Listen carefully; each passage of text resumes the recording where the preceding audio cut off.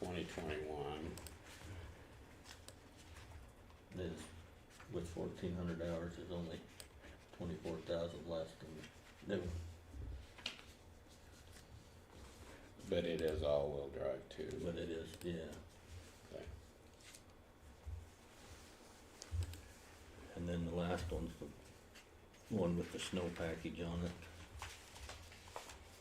And that's brand new. Yeah.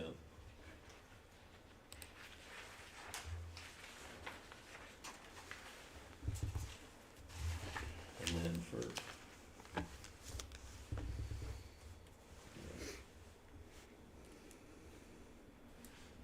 Now, is it a four-wheel drive?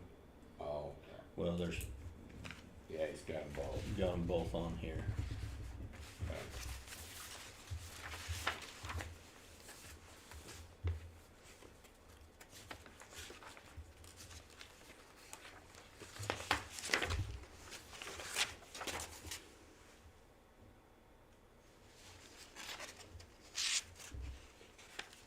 So bid one isn't all-wheel. Not the very first. He's got two bid ones. The bid, yeah, the 140 GC is just a tandem drive. It's not all wheel. This one he's quoted both all-wheel and not all-wheel. Yeah, Oh, right there. and this is the one with That's the, the fourth bid. and it has the snow package on it. With the front plow and wing.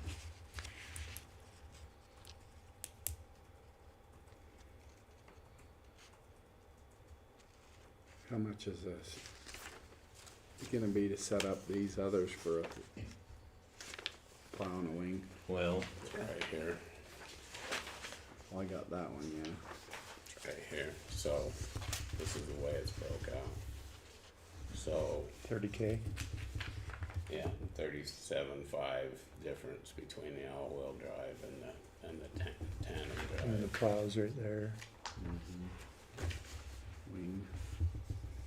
So between the wing and the plow, and you've got just a little, pretty close to 50,000, 52,000 basically.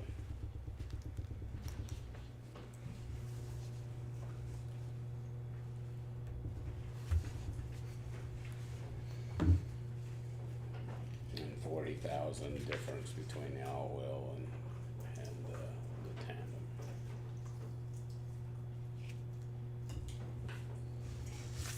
Which one are you looking at? Liking? this is the one I'd like. The expensive one. Well, yeah, 'cause it's got the winter package on it, the hydraulics and everything's on it, you know, come set up that way. Yeah. If we get another one, we'd have to Have to do redo it. hydraulics if we ever put Yeah. a wing or something on them. Which you're gonna wanna do. But, I mean, all-wheel drive, everybody I've talked to, but really nice in the winter and not, I mean, it's good in the summer, but most people just talk about how good they are in the winter, not have to chain up as often. Stuff, but Do you need your CDL to drive something like this? no. It's just a tractor. I mean,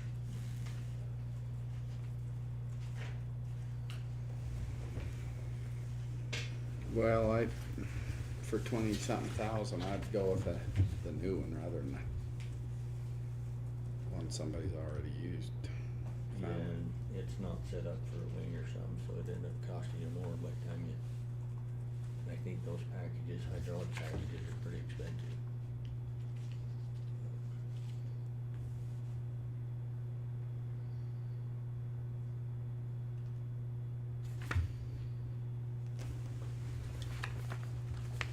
And we're how far out? We have it by next summer. Yeah, he said if we could get here in the next month or so, we should be able to get it by February, March.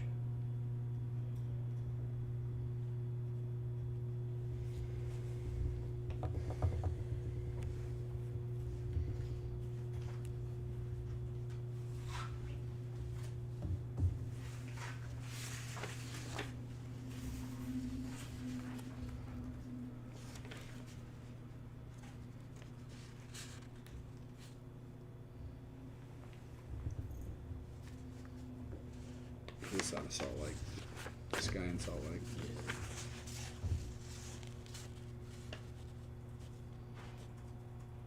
So, Western Wyoming, did he have anything new? They don't, and they can't really, he said they can't come into Oh, this that's Wheeler's territory, and the same, I talked to them out of Pocatello, and they can't come down here either through CAT. right, yeah, to sell new machines. They can sell us used stuff, but nothing new.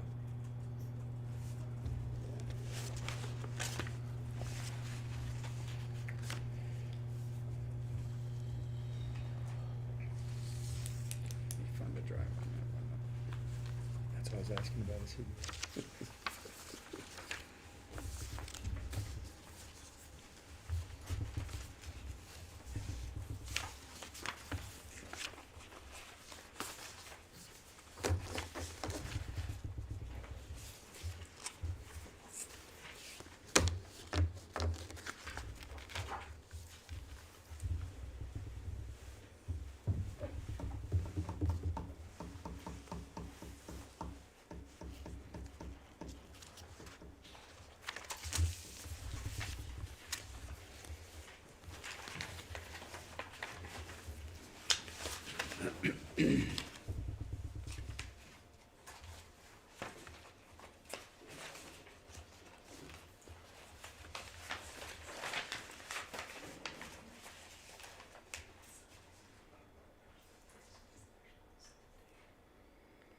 How many years can we finance them for?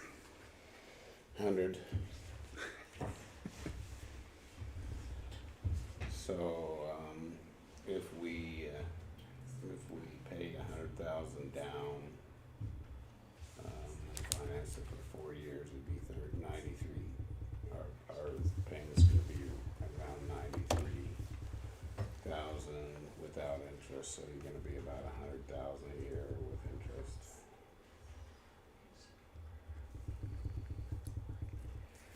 Depends on what we get locked in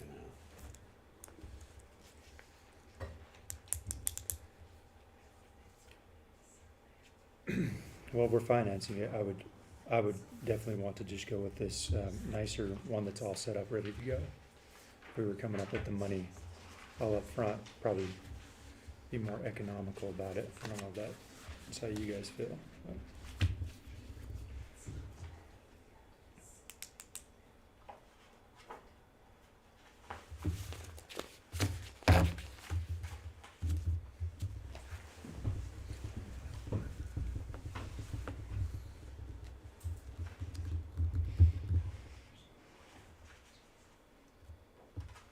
We don't have any other payments, I think all our trucks are paid off, right? Yeah, and paid tobacco off this year. And what? And we also paid tobacco off this year.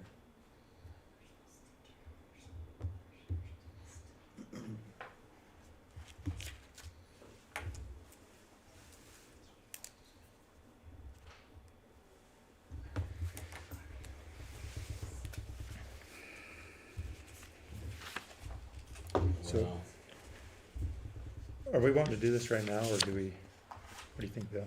I think we probably ought to look at our options to figure out how we're gonna pay for it as far Okay. as financing or anything else. We wanna get it ordered as soon as we possibly can, cause I'm guessing the prices will go up probably, if not at the first of the year, if not after or before. So we probably ought to look at this, but let's look at our financing options and see exactly where we're gonna be before we make a decision and get it ordered. So maybe we make a motion to approve a purchase pending financing, or that way during this month we could just order it if we need to. We could do that, yeah. Okay, what do you think, Sam? Yeah, 30,000, when you're talking that much money over 4 years, I think you just will get the best one.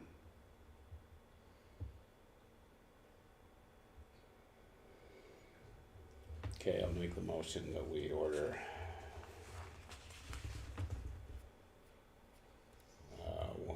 150 motor grader, Caterpillar 150 motor grader, with winter package of a wing and a plow,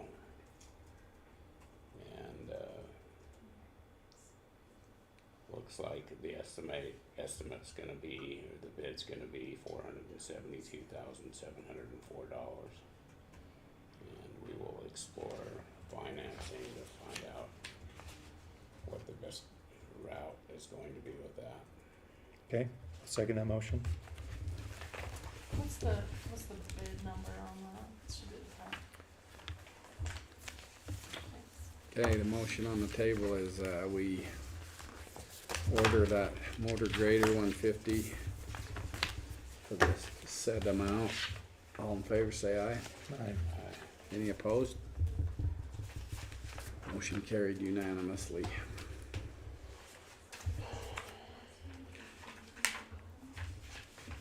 Okay, we'll try and get back with you in a week or so. Call Trevor and tell her we're headed that direction. Okay. Okay. So are we looking at the all-wheel drive then? That's Mhm. your- Yeah. Okay. Yep.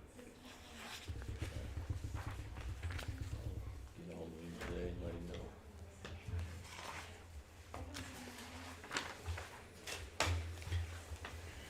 I suppose he'll want a down payment, huh? No, Don't you can order it without? yeah, they'll just want a letter of intent from the county.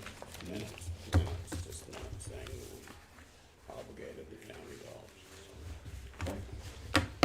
And it won't be, it's gonna be, let's put it in this next year's budget of how we'll do that, so. Cause it's not gonna be available. But, Yeah. yeah, So do you need a letter of intent or anything? we probably will, he'll tell you. We'll probably have some kind of something to sign, that this basically says that we passed the motion. Do we need to sign that in a meeting or is that okay to? We approved it, it's just a matter now of verifying that we are gonna buy it. Just let me know. Yeah, we will. Trevor will probably send us something. Okay, Okay. anything else? No, that's it for today. $500,000 vehicle, that's enough, huh? Yeah, pretty scary. Can you let me look at it before you guys start driving it? I just wanna Sure. see if- I'll even let you sit in the. Before you get dirt on the tires. Yeah, you drive around the parking lot. I'd like that. Me too. I'll let you drive it all winter too, if you like. Just happen to have an opening. Yeah, Just drop it at Manhead and I'll take care of it. sounds good. Did you say we? Park it at your house. Yeah. Just do the roads The in agenda? between. No, Yeah. not the position for. Yes, positions posted today. Alright. Alrighty, thank you. Thank you. LouJean, Do you wanna let the sheriff go first, cause he's got to go out, so I can trade his spot if that's okay. Is that all right? with you. yeah, that's fine with us, yeah. And but- you can go next time. Tammy's got the next spot, so. Well, I'll So you come back in at 11, You LouJean? know, whatever you want. Well, Mike told me that Tami's really easy to get along with, so that might be okay. Yeah, 11, yeah. Yeah, come back at 11-ish. Okay. Thanks. We'll come get you, LouJean. So, I've had some pretty good expenditures come up, and so I wanted to just talk to you about those and see, because I think these are things that would fit very well on the transient room tax, and I just wanted to get, your okay to do that. The first is our vests, our bulletproof vests are outdated, and they give them like a 5-year thing. And I'm not sure that they go bad in that time, but they say they do, so we need to keep up on that. And we got those, the bill for that is $5,247. Our radar units that we have right now, we got used from the highway patrol. They tossed them out because they said they weren't reliable and kept breaking down. We've run them for, I think, 5 or 6 years, and 2 of them have completely quit working. The others are intermittent. And Brian Wilmore checked into that, and he actually got a better deal than I thought he could, but for 5 of those, it's $16,052. And that is some of the most complaints I get from people, especially in Randolph and Garden City. The people are speeding through the towns and need to be slowed down, so we need to have it. That's not our primary focus, but we do traffic work, and also Manhead Road, I get a lot of complaints out there. Okay, so you got the radar units, the vests, and then what else? Then we got a new truck we just bought, and to get that outfitted is $13,330.53. Is it a Dodge?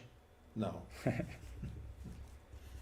I told the guy that works down at the Ford place that if he'd made me get another Dodge, we weren't gonna be friends anymore. And then the cover for the back of that through Mountain Toppers in Logan is $1,650. And I carry a lot of this one will actually be the one that I run, and I carry a lot of stuff in the back that needs to be protected from Stuff. the elements, yeah. So, I also wondered about our in-car cameras. We went to a new system last year, and I think we had a 5-year payment plan or something on those. John was handling that, so I don't know all of the details, but I wondered if we could take that payment out of that as well. It's the in-car cameras and then new body cameras, which we have to have now. They're good to have anyway, but we have to have them for covering. What was your best, 5,200? 5,247. Did you get the others? Yeah. What about the cameras? We didn't hear. What was the payment? I don't know what the payment is on those. I don't know if Annalisa knows that or not. Like I said, she's new, but I think it was a 5-year. They spread it out over 5 years, and we don't even have the in-car cameras yet because they were on back order, and they're supposed to be here in February. But I think we've already made one payment, but we need to make another payment, and I don't know what that amount is. Seems to me like the payment was 7,000 something. Do they bill us? Is this just something that we just need to? I don't know. Like I said, John was handling that, and he's gone. But I can get with him. I called him last night and talked to him about some other stuff, and I think I could get with him and see exactly what that is. But I don't remember that payment amount. I just know they spread it out.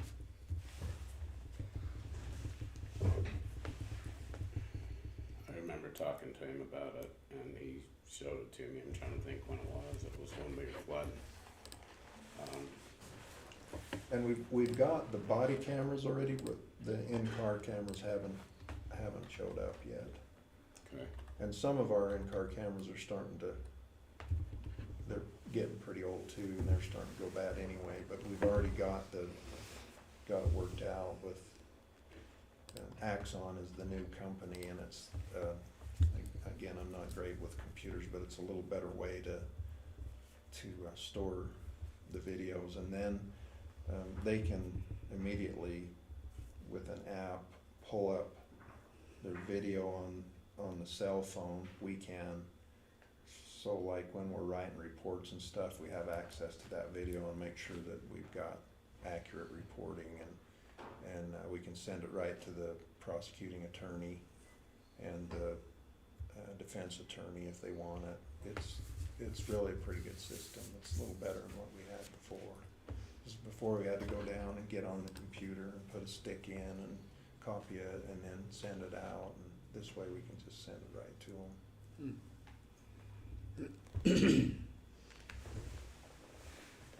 And it's good to have the cameras. I get complaints once in a while from people about how a deputy handled something or whatever, and all I gotta do is go look at that video and I can tell pretty quickly if the complaint's legitimate or not. Yeah, today's world, you need that for Yeah. sure. I thought he sent me the quote, I was just trying to find it. I know he came in and presented, cause I was out of town when he did it, so that's why I don't know as much about it. Was this the end of last year when this was Uh, on, or was it? No, no, it was, he come in May or June. Into the commission, I mean? yeah, he come into one of the meetings and I was out of town. But he come in and presented it. He showed it to me and I should have written stuff down, but I didn't.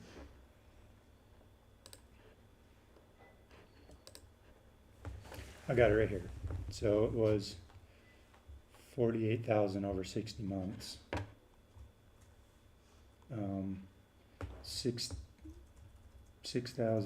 $6,684 payment, but we had to pay 15,000 up front. So you were pretty close, saying 7, Phil. Okay, so that 15,000, We already paid that in March. so that could come out of that as well. Yeah. So how much is it to pay it off? 48,000 total. So this stuff I just talked to you about is 36,279.53. And then, I don't remember what you said. I didn't write. 48,000. Are we covering this year's payment or next year's? 'Cause 15,000 for this 15, year. yeah, 15,000. There won't be another payment until March Till next year. of next year. March of next year. That's 51,279. I remember what our budget was on that. TRT?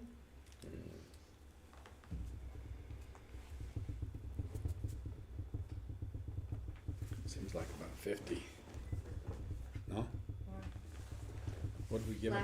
Last year's? Yeah, Well, Last- for this year, yeah, for this year. For this year, I wanna say 95, and it could even be higher than that. No, it was 85. okay. No, yeah, 85, and then 10 went to the other, yeah. Yeah. Which has to be spent this year. Yeah. By October. Eesh, Sounds like you're No, covered. By It is the end of the October. year, November. by the Yeah. end of the year, just needs to be cleared out by the end of the year. Before you do your Okay. budget. Emergency services, you had 95,000, 85. 95. 10 for what? That was on the other sheet that was, the 10 is supposed to go to the Garden City Fire District, and it got it added on to his, and then we took it off. That's why you came in. That's one of the reasons. Yeah. So, But it It sounds like you're still got covered. 95 So- in there, so yeah. So am I good to go ahead Yes. and get this? Okay. So I'd make the motion that you go ahead and make those purchases. I second that. okay, moving that the sheriff's office make those purchases and to use the TRT money. All in favor, say aye. Aye. Any opposed? Motion carried unanimously. So the truck, the newest truck that we just barely got, who's got it? What'd you ask me? Jared. No, he's got the He's got dog. He's got the dog. Well, the newest one will be mine. Oh, so. It's not set up It's yet. not set up. Oh, it's not. No. So has Brian got a grill guard on the front of his? Oh, good. I thought that was the other, I thought that was. No, he just got that put on. Okay, So good. I'm thinking probably when we get these outfitted, we'll just start doing that because so many deer, Well, it's worthwhile. yeah, they pay for themselves usually, so. They will. Okay, I just see that he had one the other day, and I thought, well, maybe that's the new truck. No. and it was the- No, the new one's, actually doesn't have anything on it yet, so. Okay, It's all electric, huh? There's more stuff, I'll never know how to use all the stuff these maybe, well, it's not super fancy one, so it's So is it gonna take 6 months like the other one did? probably, Oh, you can't get anything anymore, it's just everything. They told me when I called him to get the bed, he said, "You'd let me know as soon as you can, cause it's at least 8 weeks out," he said, to get the equipment. And then, I don't know how long to, once he gets the equipment, to get it in and get it done.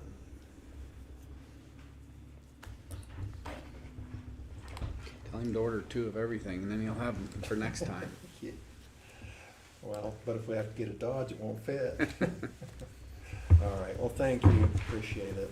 We'll get that stuff ordered. Okay, thanks. Thank you. Thank you, Sheriff. Hey, you betcha. Hey, Hi. Leonhardt, Laketown Convention Visitors Bureau. I am representing the Tourism Tax Advisory Board. So first, well, let me give you your own packets here. There's your tree, Some big fat packets. tree. Thank you. there's your aspen, Thank you. yeah. So just to go over the first sheet that you have. The totals just came in yesterday. For July. And so we are actually doing really good. This time last year, we were 694,000, and we were 800,000. And that's just on the TRT. And You're then, talking about revenue? yeah, the TRT revenue. And then the restaurant last year at this time was 58, and it's 65,000 this year. That's as of July. I was a little nervous just to see those totals, but they turned out good.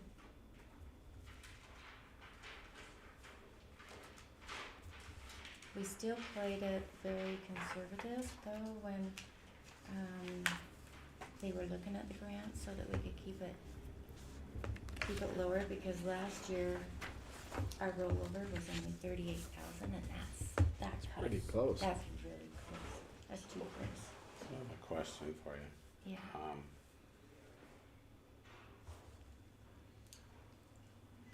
You have the same question I do, Bill. So why, you got your balances yesterday, this is, the treasurer handed this morning. And there's not a whole lot of difference, but there is some different numbers. I'm just wondering why the numbers are different. I don't know, this is what I get from the state, and this is what she just sent me yesterday. It looks So like, I don't know if the, looks like we have 2 extra months, Bill, January and February. okay, where are you looking? I'm a little confused. So Oh, we don't have September yet. This is, okay, this is the month, and then this is a 2-month layover. So she got the totals in September, we actually got them yesterday. But she shows it in September, which is actually for July. So you always gotta remember, the total number that we just got is for 2 months prior. So this is actually what the state sends me so that I can keep track monthly. Okay. Does that make sense? Mm-hmm. And Okay. then, where is your transit room? 319, Oh. 319. Yep, so 319, 319. Does that make sense? Yeah, Okay. okay. I just have to keep it that way so that at the end of the year we have January through December. Okay. I guess the thing about it is you're talking as of July, but yet it's listed under September, but I got you. Yeah, Okay, and that is actually for July's. So Okay. awesome.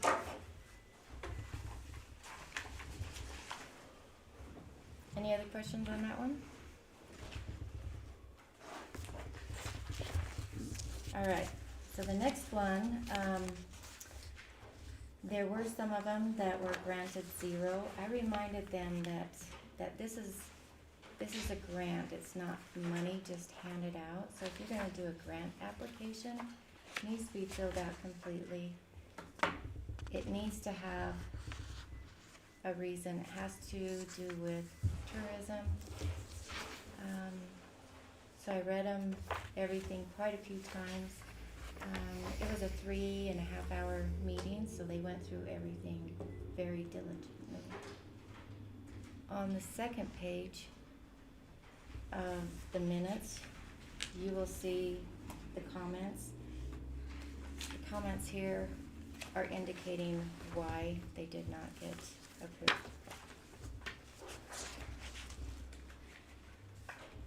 And then there are some of them that didn't get approved the amount that they requested.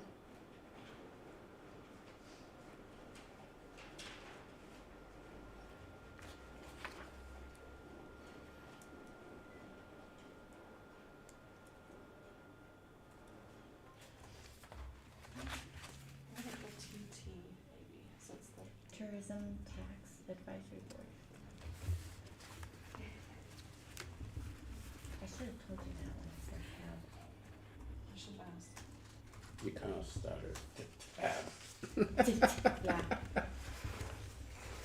So then you're giving a report on the minutes that they had, meeting minutes from last. So, September 11th.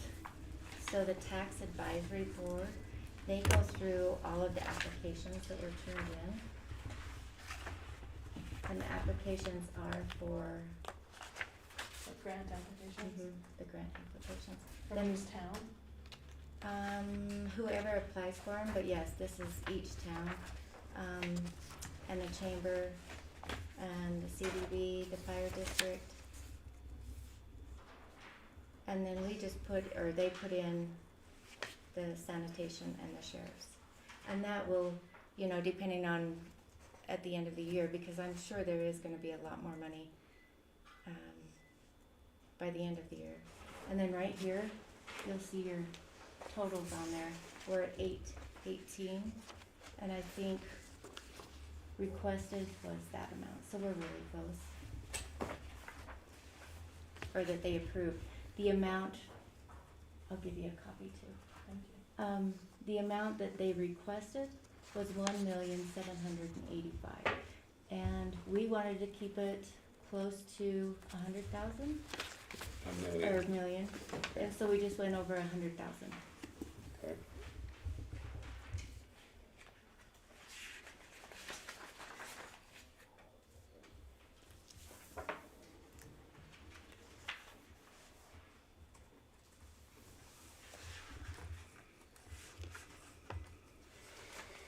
Okay, Got any questions? well, I appreciate the minutes.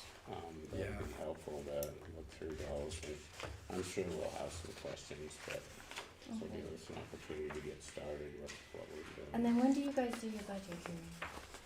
Hearing, Well, because I just wanna get you the correct totals when that time comes, so when you're looking at these grants, then you can actually look and say, okay, this is what we have. we're probably gonna finalize our budget the first week in December, first 10 Okay. days in December. Okay. And we'll have our budget hearing probably this second Wednesday of December. Okay, so I can get you the total amounts first part of November and then the first part of December if you haven't already finished everything. Yeah, that's our goal. We'll be working on budgets the last half of November and the first week of December we'll get it finalized. So the budget numbers you submit, that's where you get these funds, these grant applications and the approval from the Yeah, the tab, yeah, they're right in the middle, and then this last column It's the recommendation for the is, commissioner. yep, the commissioners. Gotcha. On some of these that do have 0, there was lengthy discussion. I did call them do you have any questions on your grant application? Do you need help? Some I helped, some, were fine, but I will reiterate next year that they have to be filled out. So It has to have a meaning, Randolph put in for 258,000. and all there was pictures. But, when I did call and ask, I didn't get any information, and then, nobody could come to the meeting to present the application.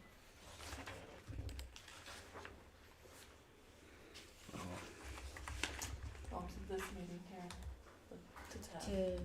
To the tab. Yeah.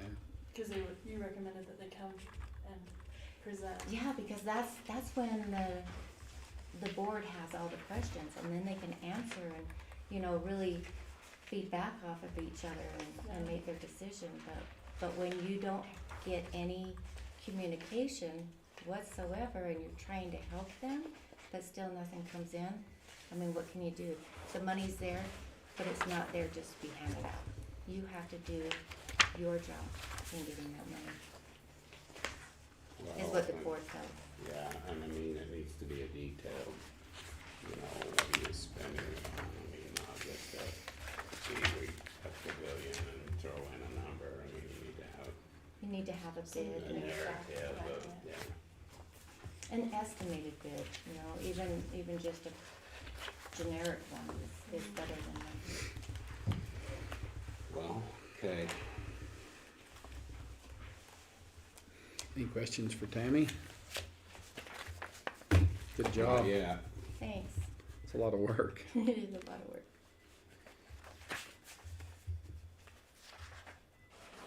And then just remember by the end of the year to have those accounts zeroed out. Just a reminder. well, I don't We- know that that's a reminder. we got the sheriff all, headed in the right direction. Yep. Anybody else need any of that money? We got a little for this, for some projects out here, don't we? Yes, you do. So we gotta get, how much?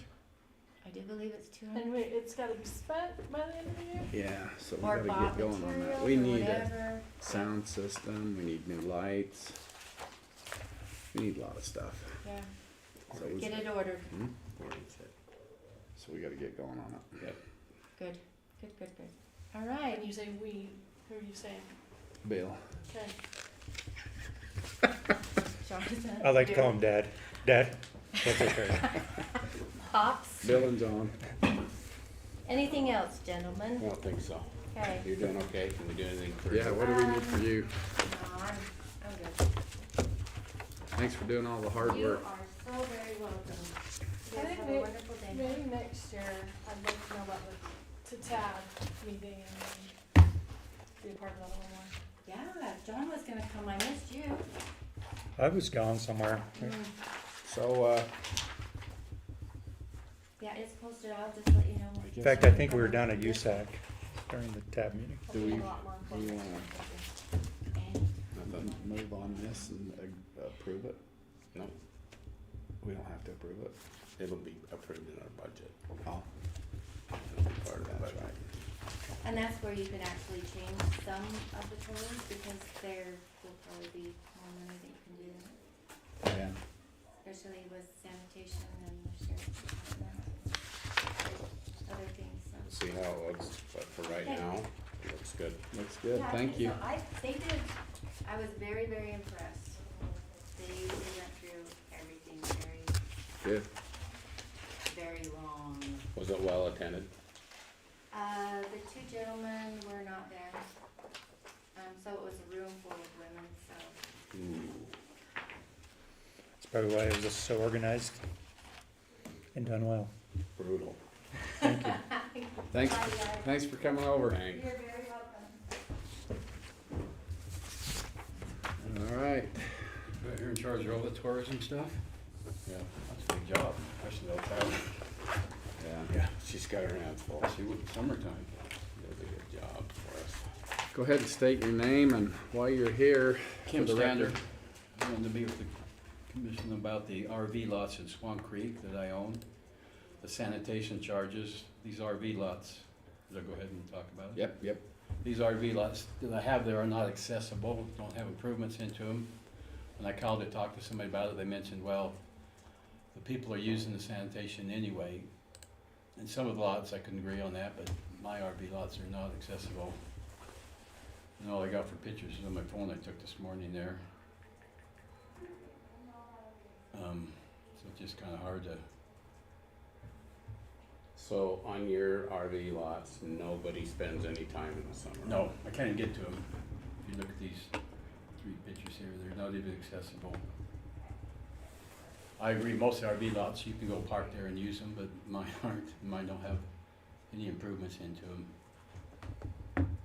That's why I struggle with this. I sold one of them, I had 3 right there in a row, but that's why I did pay my sanitation, then they wanted to deem my taxes for them. When I talked to whoever I talked to, they mentioned that they figure that people are still using the sanitation, but I'm down Lakota, I can use the dumpster there if I need garbage dumpsters, which we paid there with the HOA fees already. So I agree, most RV lots in there can be used. But mine, I used to have access roads into them until they come around and dug that ditch around the front of them, and I can't even get into them. Who dug the ditch? Swan Creek, well, I guess, road improvements there, you can see where the water's sitting. Well, this guy next to me put a culvert in. But it just, this is lot 10, just sits full of water most of the year right here, it's, a little spring comes out of. And you The got, hillside. and you got 3 lots there, and none of them are accessible, or what did you have for, you said you sold one? I sold, so I actually have 3 lots, but one of them's lot 20, that's kind of weird deal, it's not in Swan Creek, but it is. But I'd still have 3 RV lots in there, yes. And not any of them are accessible? No, none of them are accessible, that's why I took these pictures. I think mine are probably the only ones that aren't in the whole subdivision for the RV lots. Cause mine will go up on the hillside. And they did, from the original when I bought them, they had some access roads cut into there, but they come around, dug power through there and then made that ditch through there, which made them not accessible. Are you right below the water tank? Yes, Okay. so you know what I'm talking. Yep. So the one I saw, you can see where he had to put a culvert in and everything to get accessible, that's, that culvert that's coming there, that's the one I sold. He had to build this ramp into that lot, and that's a culvert, and that ditch they cut around. So if they're accessible, and I could use them probably, but that's why I have a hard time paying the sanitation fee. John, you've been up there, right? Yeah, so we're talking, you're probably, you're this back part, right? Yep. That's your lots right there. Yeah, right around that, wraps around there, right below that. lot Does fence. the water extend to you and the? It's not ran into the lots. It's But in the it road. ends right here? Yeah, that's in the road. Okay. Sewer and water in the road, I've never ran them into the lots, so that's not even got improvements into it. So like here's Harbor. This is. up So are top. they for sale, Yeah, Kim, or is, what's, they're for sale, there's for sale sign on lot 10. I see. Okay. So that is a ditch around the end of the road. Yeah, and I don't know, that ditch wasn't there on the bottom, and I don't know who dug it there, and that, it just sits full of water. Also, even in the summertime, comes out of the hillside there. Probably at least when the water takes coming down and coming. Might be a spring there. Or there's a spring there, so that sits with water in that lot 10 all the time. That's the one I wanted, that got for sale, but it doesn't have an access road into it at all. And like my realtor keeps telling me I need to get in there and cut an access into it to make it more feasible to sell. So that's why I struggle with it. And then I pay it for an HOAs on my other properties in Rich County anyway. Or I'm paying sanitation. Because I have it's in Dakota there, and then I have a Harbor Village condo.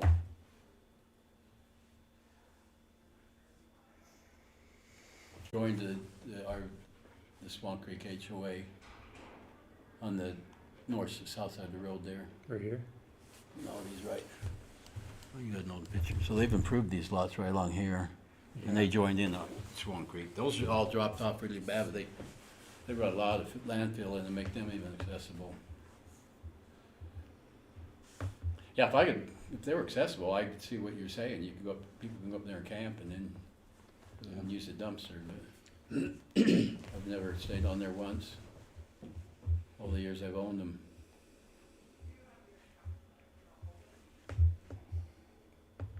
So that's what the feeling is people were using them anyway. I already pay Rich County sanitation, other places over here. So the HOA charges you for those lots for sanitation too? No, in Swan Creek and, in Harbor Village and the college just with the HOA and that have a place in Harbor Village too. So I'm already paying for sanitation. If I use a dumpster, it'd be there. What's funny, most of the time you throw the garbage bag in your truck and you'd put it in your home and Yeah, you're back in Logan, so. most people throw it in their Yeah, truck I've and never bring it up here. stayed up there. I've had them lots for probably 30 years. I imagine the value of them's gone up still, Oh, yeah. because that's probably, even though they're undeveloped, it's still probably some of the nicer lots. Oh, the guy that sold lot 92 made a beautiful place out of it. No, they're some of the nicest lots up there. I won't even tell you what I paid for them 30 years ago. Yeah. What I sold that one for, but Well, we had to make a decision a couple of years ago where, and so what we decided was that we were gonna charge sanitation on every lot unless they could prove that there was an exception. So, because Is this a more updated picture, sorry? Or there's still more? yeah, so there's still more along there. They filled clear up to the end, but look at all the fill they had to put in to make those even accessible. That hill just dropped off fast. Is this yours? No, that's Stringham back in there. I have that. This is you? No, I have that, yeah, That right corner. there. Okay. It's kind of a hole in the place there. So will you have access to their water, with that lot if it's not in their subdivision? No, not until I put a water, water's still in the street. I have to But- run, I have to pay But a you water. But you say it's not in the HOA, Oh, so. lot 20? Yeah, Yeah, I don't know. so would they allow you to hook onto their system? That was what I was wondering. I would hope so, cause that's the only way to be a usable lot. They'd probably make you No, join. they told me I the could join the HOA. HOA. Yeah.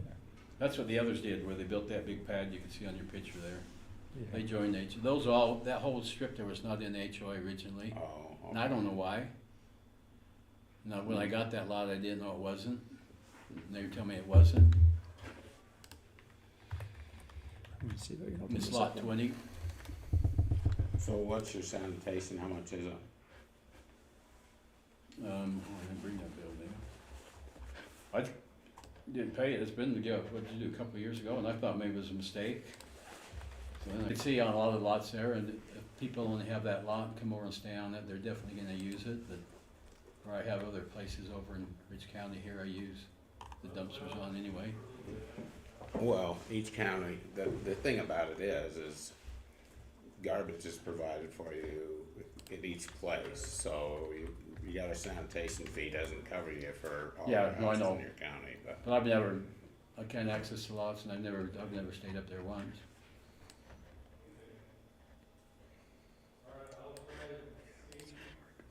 But I can see why he did cause most, like, I think you said, those are probably the only ones that are inaccessible in the whole subdivision for RV lots.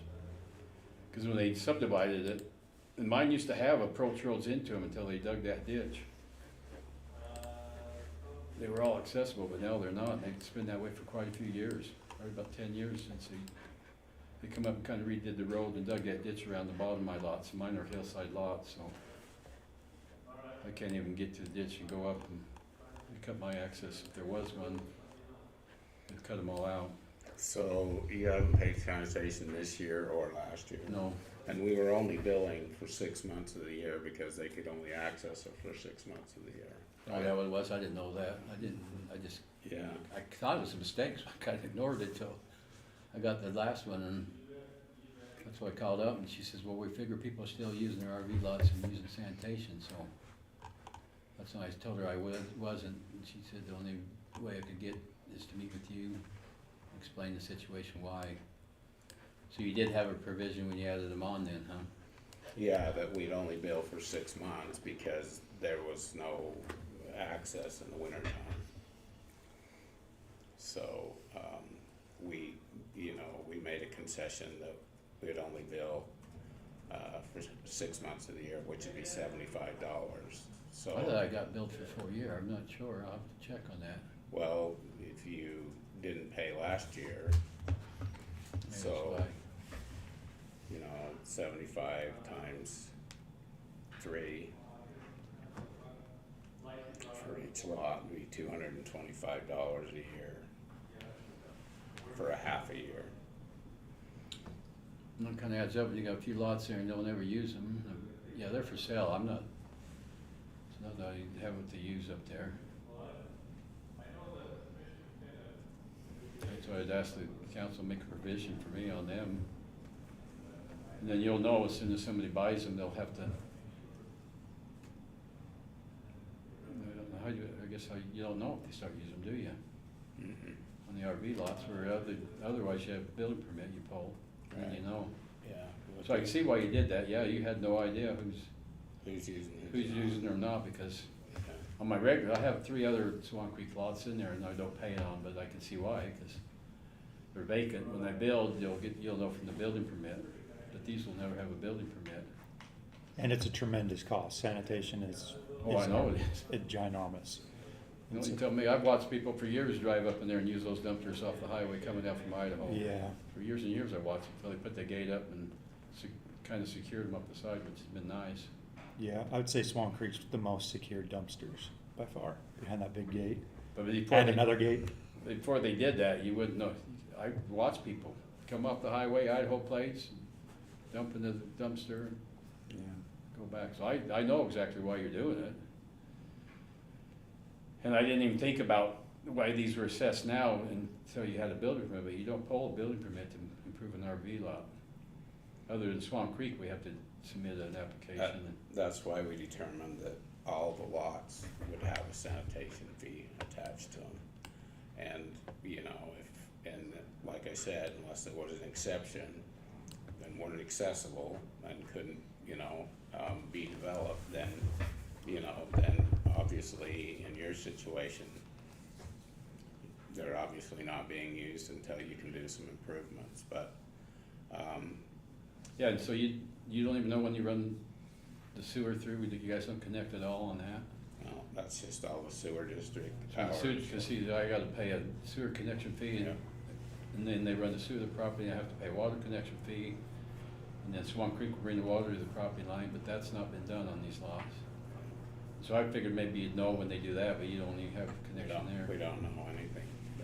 That's the issue, is like these lots up here that have been developed, you know, we had no idea that they were even being developed. Oh, so, yeah, I can see Until why they now. drove up. and- Yeah, and they're not gonna come volunteer. Oh, you I know, I can see exactly why now. Yeah. I paid sanitation costs for many years over there, I know, it's pretty reasonable for what it costs, I know it's a huge expense for you.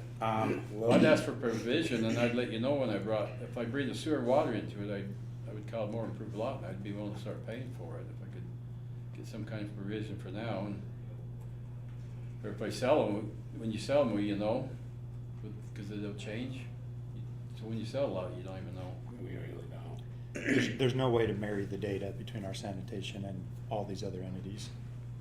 If I give you my word, when I sell or run improvements, and I'd let you know, start charging me then.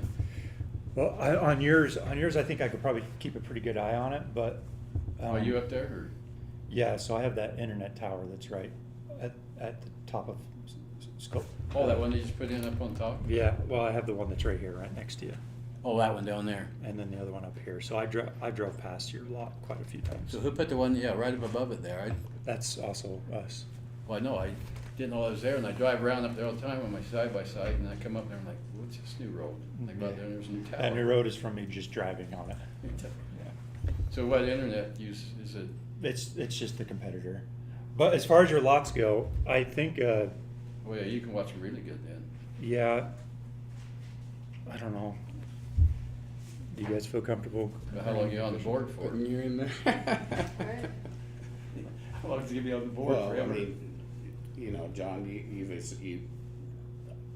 you're more familiar, are they accessible or are they not? No, these are the only lots that I would, if anybody else, any of these neighbors came up and Oh, yeah, I and were agree. crying about it, I would say you could easily dump your trailer there and camp out, you know, Yeah, no, I agree. or That's- friends or family. But yours, it would take some work. I couldn't get a trailer on there, but I agree Yeah. about it. I would think every other lot in Swan Creek RV lot is accessible with Okay. that. Well, then I'll make a motion that we exempt you from paying sanitation until those lots are more developed. Thank you. Yeah. Okay, I'll second that motion.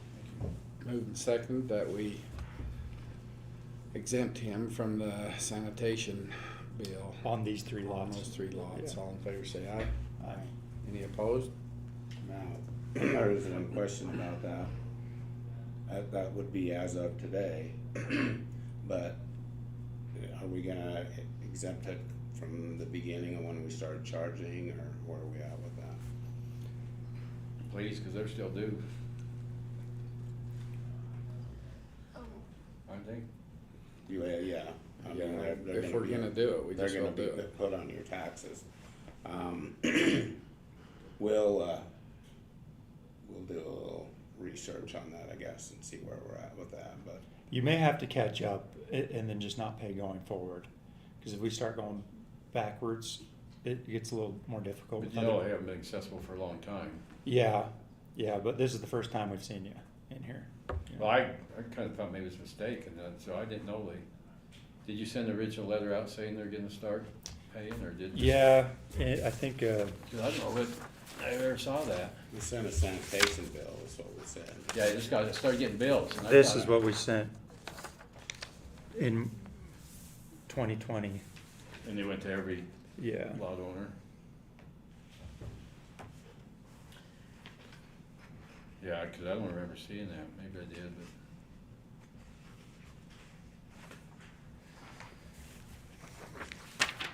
If I could get,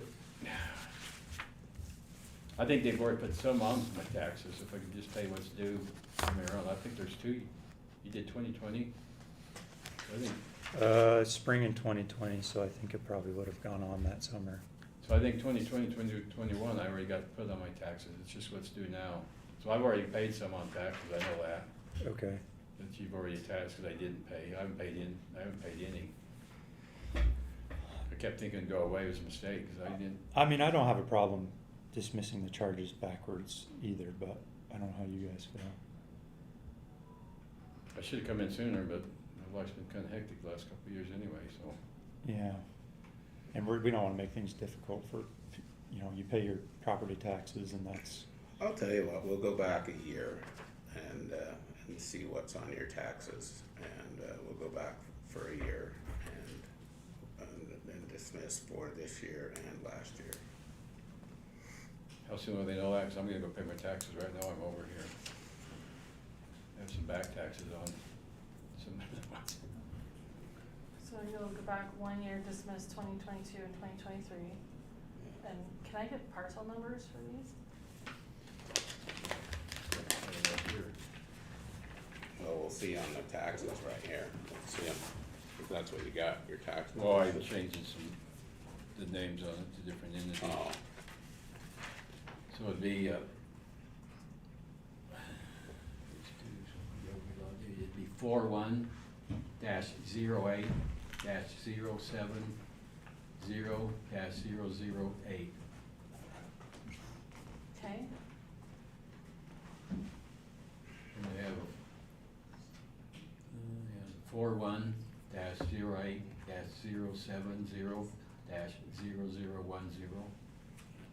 okay. I don't have the other one here with me, shoot.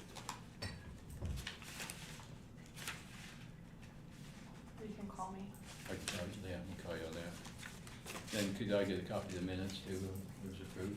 Yeah. You send them out or I have to ask for it, or You have to ask, that'd be great, that's no problem. probably ought to have that for the record. So do you want a copy of the draft minutes, cause they'll approve them next? Well, just so my records, just. So what's your name? It's Annalisa Peart. Need to remember.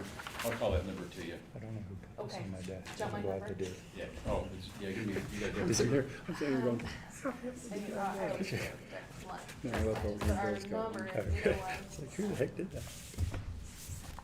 793-2415. 2415, Mhm. 801. No, 425. Sorry about that. All right. Okay, thank you. Yeah, thanks for coming in. Yeah, thanks. I'm the only one in my office for the treasurer, so can you give me just a minute? Oh, okay, then you're good. see you. Okay, go to the recorder first, and then I'll visit you.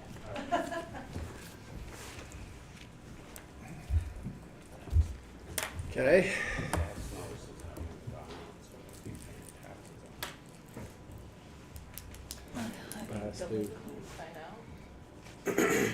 Anyway, LouJean Argyle, Ridge County Treasurer.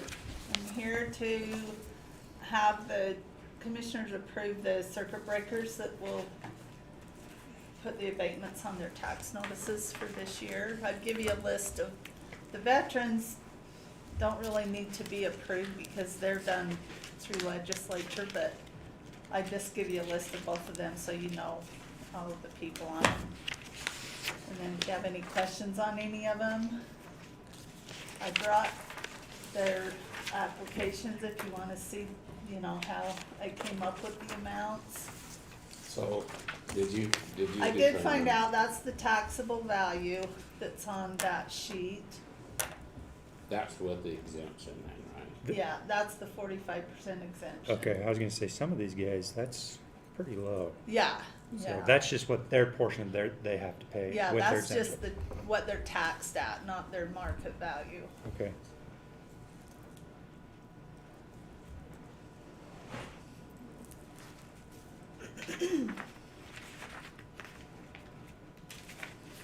That's cool. Have you ever involved Becky with the abatements? I just was told it was my job, but I'll be glad to let you do them. I just had heard some auditors were doing abatements and I was. Yeah, a lot of the counties, the auditor does do the abatements. But in some, I'm trying to think how many of our treasurers have said they do them. I think there might be 7 of us that do them. Okay, thanks. I don't know who decides that. So if you want it back, you know. It's not a matter of giving it back. The treasurer has always done it, so. In our county, the treasurer's always done it. Okay, thank you.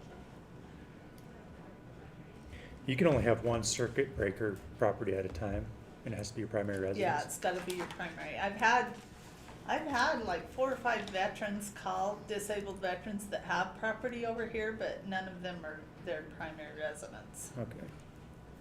so. They all think, well, I'm here half of the time.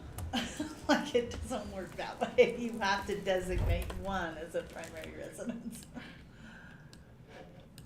So on this one veteran, what says vehicles only, what does that mean? He's a disabled veteran, but he doesn't own a house yet. He's living in a trailer of a person that he kind of rents it from, so it's not his property.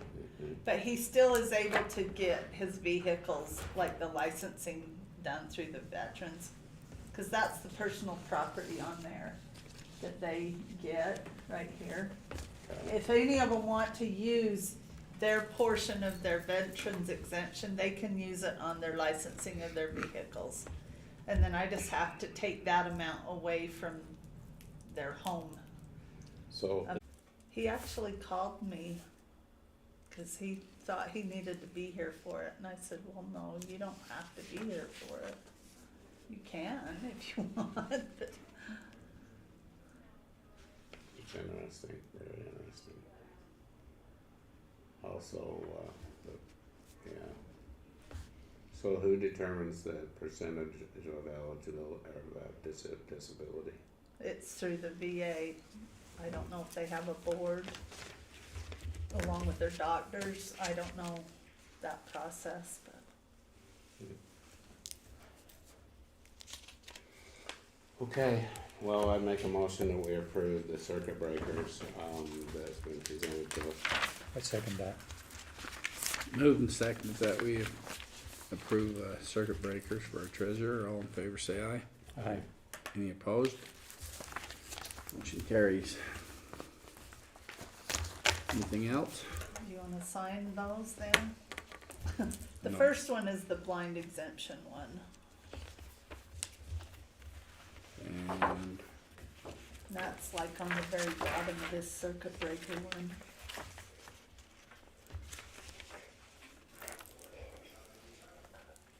The blind exemption one's different. They only get a value, a right, cut on their value of $1,150 or $11,500.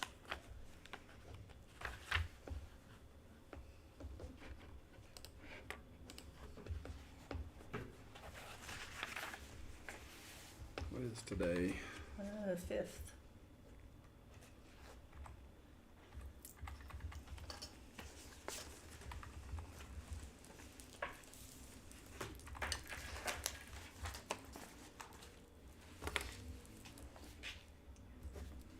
Where do I sign? Just, Oh, right, no, yeah. oh.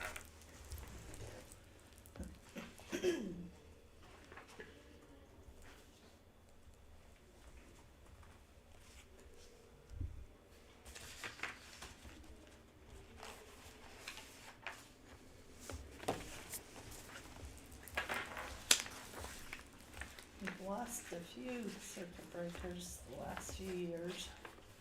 In fact, the state called me last spring and wanted to know why it was so low, and I said, well, we had some pass away, unfortunately, so.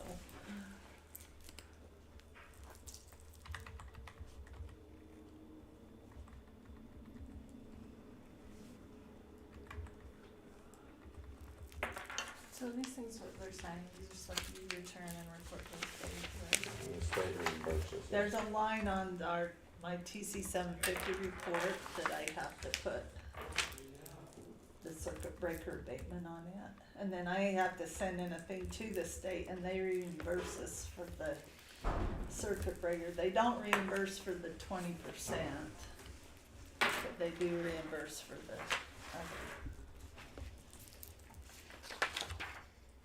Then I apportion it and give it back to all the entities. So these are the apportionments that, Huh? this is what you do apportion every year? Or is there This is more to just it? one thing I do. One part of it? One of many.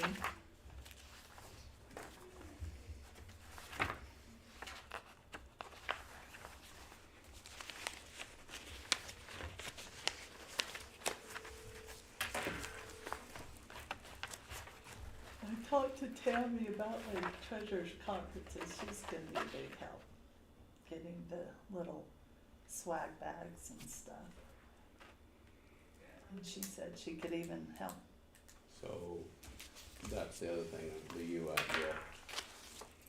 That's good. For our conference, so we need to discuss Oh. that today. I was gonna ask Tami about Oh, that. the basket? Yeah. I've asked her. She said she will, Okay, so I don't know.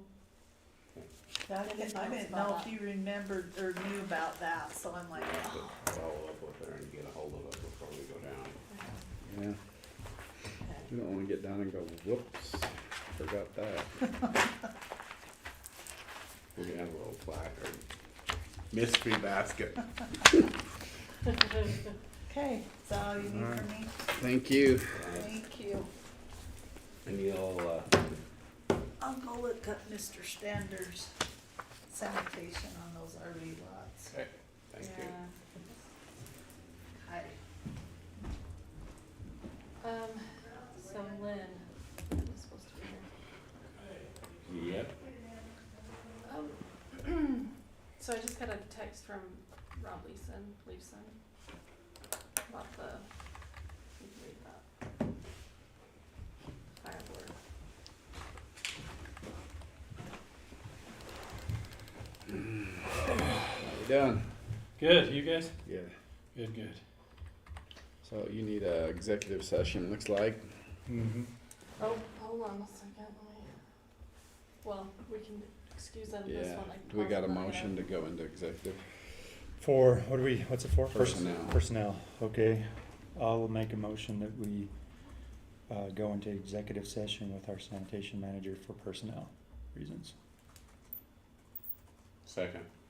Move in second that we go into an executive session to talk about personnel for our sanitation department. All in favor, say aye. Aye. Any opposed? Motion carries.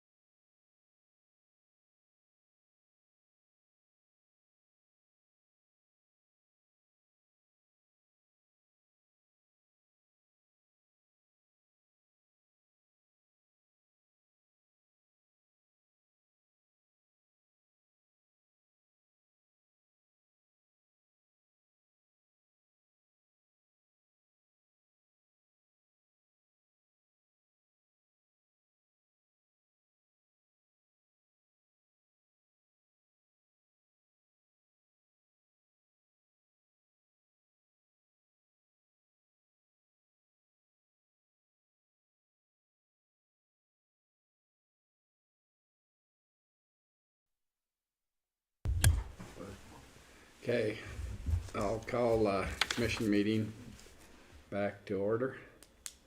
And looks like first on the agenda is Mitch.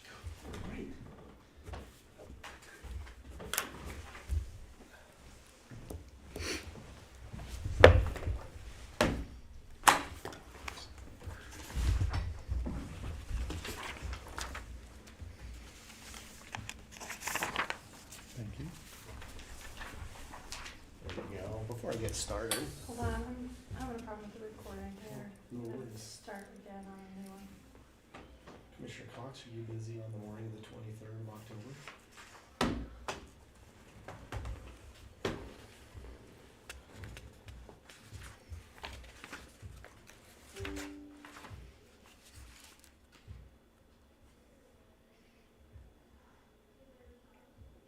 What time?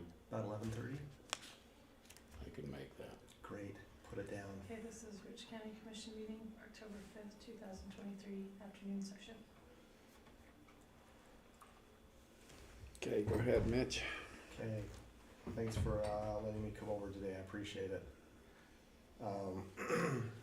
Planning and zoning met last week to review an application requesting a change of zone near the Sweetwater trailer park. And what you have in front of you is the map illustrating kind of location. I'll point this out right here. This is Sweetwater Parkway. This is the one that, so the highway's just right over here. And then you've got the trailer park that kind of surrounds it. And what these folks are requesting to do. It's better like this, I guess. So this is the way it currently sits. There's a few small storage units on this piece of property. It's about 4.3 acres. And what they're requesting and wanting to do is increase the capacity of the property to include, some additional buildings. And bear in mind, this is a concept plan. They would still have to meet all of our, all of our setback requirements and things like that. We've actually held 2 public hearings on this proposal. The first one went out poorly. It was not done correctly. And so we got some input there, and then we had another public hearing last week. And the majority of the complaints were too many, there's not enough spacing between the units. The people that have existing rentals right now wouldn't be able to get a trailer in there. It'd be hard for them to back a trailer up to get 4-wheelers in and out and stuff like that, which is good input for the management company. And the management company's response is, well, that's good input, we appreciate that, and this is just a concept plan, right? And we will build these to accommodate, the existing customers that we have, because we don't want to exclude people. They're even looking at having some that are straight, are pull-throughs, so that they, don't have to just back in, they can just pull straight through with their boats and stuff like that. Some of the other concerns were that the gate is too narrow. Trailers almost clip the gate when they come in. There's not enough management oversight. There's things that are going on in there that shouldn't be going on. Weed control is a big issue. So after all these things, the planning commission reviewed the comments and what was consistent with our existing ordinances, what we could control, what we couldn't. And the conditions that the planning commission came up with on this is that the landlord would sign a development agreement, so that this would be specifically for but for mini storage units, right? As a manufacturing zone, that could be expanded to other non-compatible uses with the neighborhood. And where you've already had mini storage units on site, it makes sense to allow them to expand it. The board also wanted to see them put together a stormwater plan with some, where they're putting additional hardened surface. They will need to see where that runoff is going to go. They also want a clause on this that it will revert back to residential in 5 years if they haven't made progress on installing the additional units. And then they also want them to be in compliance with fire code. There was a lot of discussion about having to add an additional storage tank and storage capacity to the existing water system. The board felt like that was unnecessary for storage units, but probably compliance with a fire code, having some kind of firewall separating the units would be worthwhile. But again, leave that up to, you know, the developer to figure that part out. So with that, the Planning and Zoning Commission recommended, approval of the change of zone from residential to manufacturing.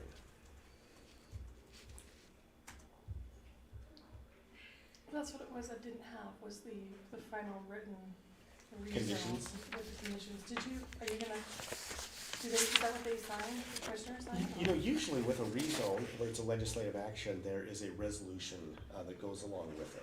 And so we can include those conditions with the resolution. Resolution? Yeah. And you haven't written the Yeah, resolution yet? I don't have that written up. Yeah, I wouldn't have went along with the industrial zone without those. Controls in place. And I would have to agree, and I don't know, it's odd that it was ever zoned residential to begin with. My suspicion was just an oversight that, because these have been around for a really long time, and the residential zone's been in place for a really long time, so my suspicion is they just forgot that these were there, because they don't allow mini storage units in the residential zone to start with, so. Just one of those things that wasn't taken into consideration when the development code was adopted back in, what, 82? So the room and all that isn't in our stipulations. It's not. Cause that's, as I voiced there, that's not our problem. It's not. No, that's a management strategy, and if they want to exclude people from being able to use it, Put their boats in and, yeah. yeah, and if they want to exclude it to just exclusively household goods with with totes, then that's their management strategy. That's not really our bailiwick.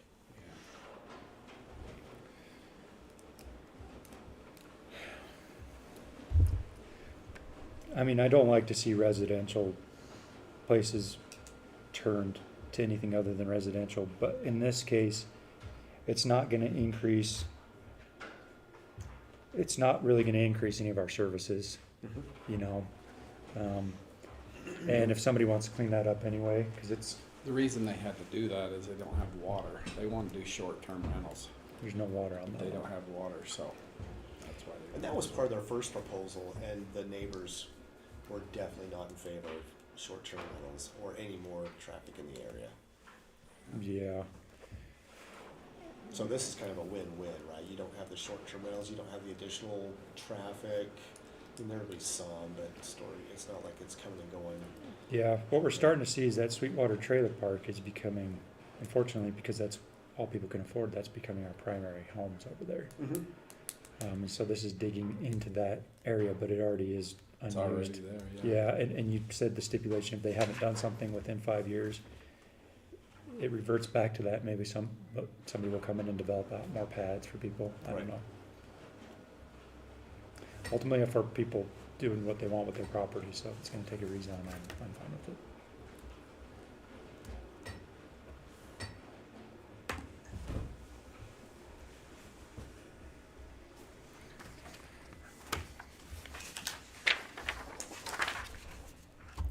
Can we put a stipulation in there that they have to sell part of that property to the fire district? Yeah, I was gonna say that, I was gonna say that too. The existing building. Unfortunately, it looks like they're gonna tear down the biggest building. Jim Allen's owned that for, well, that's who originally owned it. Right, He's owned it for a long time. long, long time. Yeah. And that's probably why it wasn't included in as residential. He did not want it in residential. Oh, is that right? Okay, so you got the backstory on all this. Well, yeah, I mean, he owned this before this was even developed. Interesting. Yeah, it'd be nice if we could expand the trailer park, because there's always a need in the area Yeah. for moderate income housing. People just Yeah. really struggle with places to live up here. My kids have moved back into my basement because they can't find a place to live. yeah. And Norm was working on it, but I think he sold to Swanson's or his neighbor on that back part. Swanson's, yeah, Swanson's. Yeah, Swanson, no, let's see. All right, well, I'd make a motion that we go ahead and approve the rezone that's been presented to us. I'll second. Okay, Moving second that we approve the rezone. With the planning and zoning that's brought for us. All in favor, say aye. Aye. Any opposed?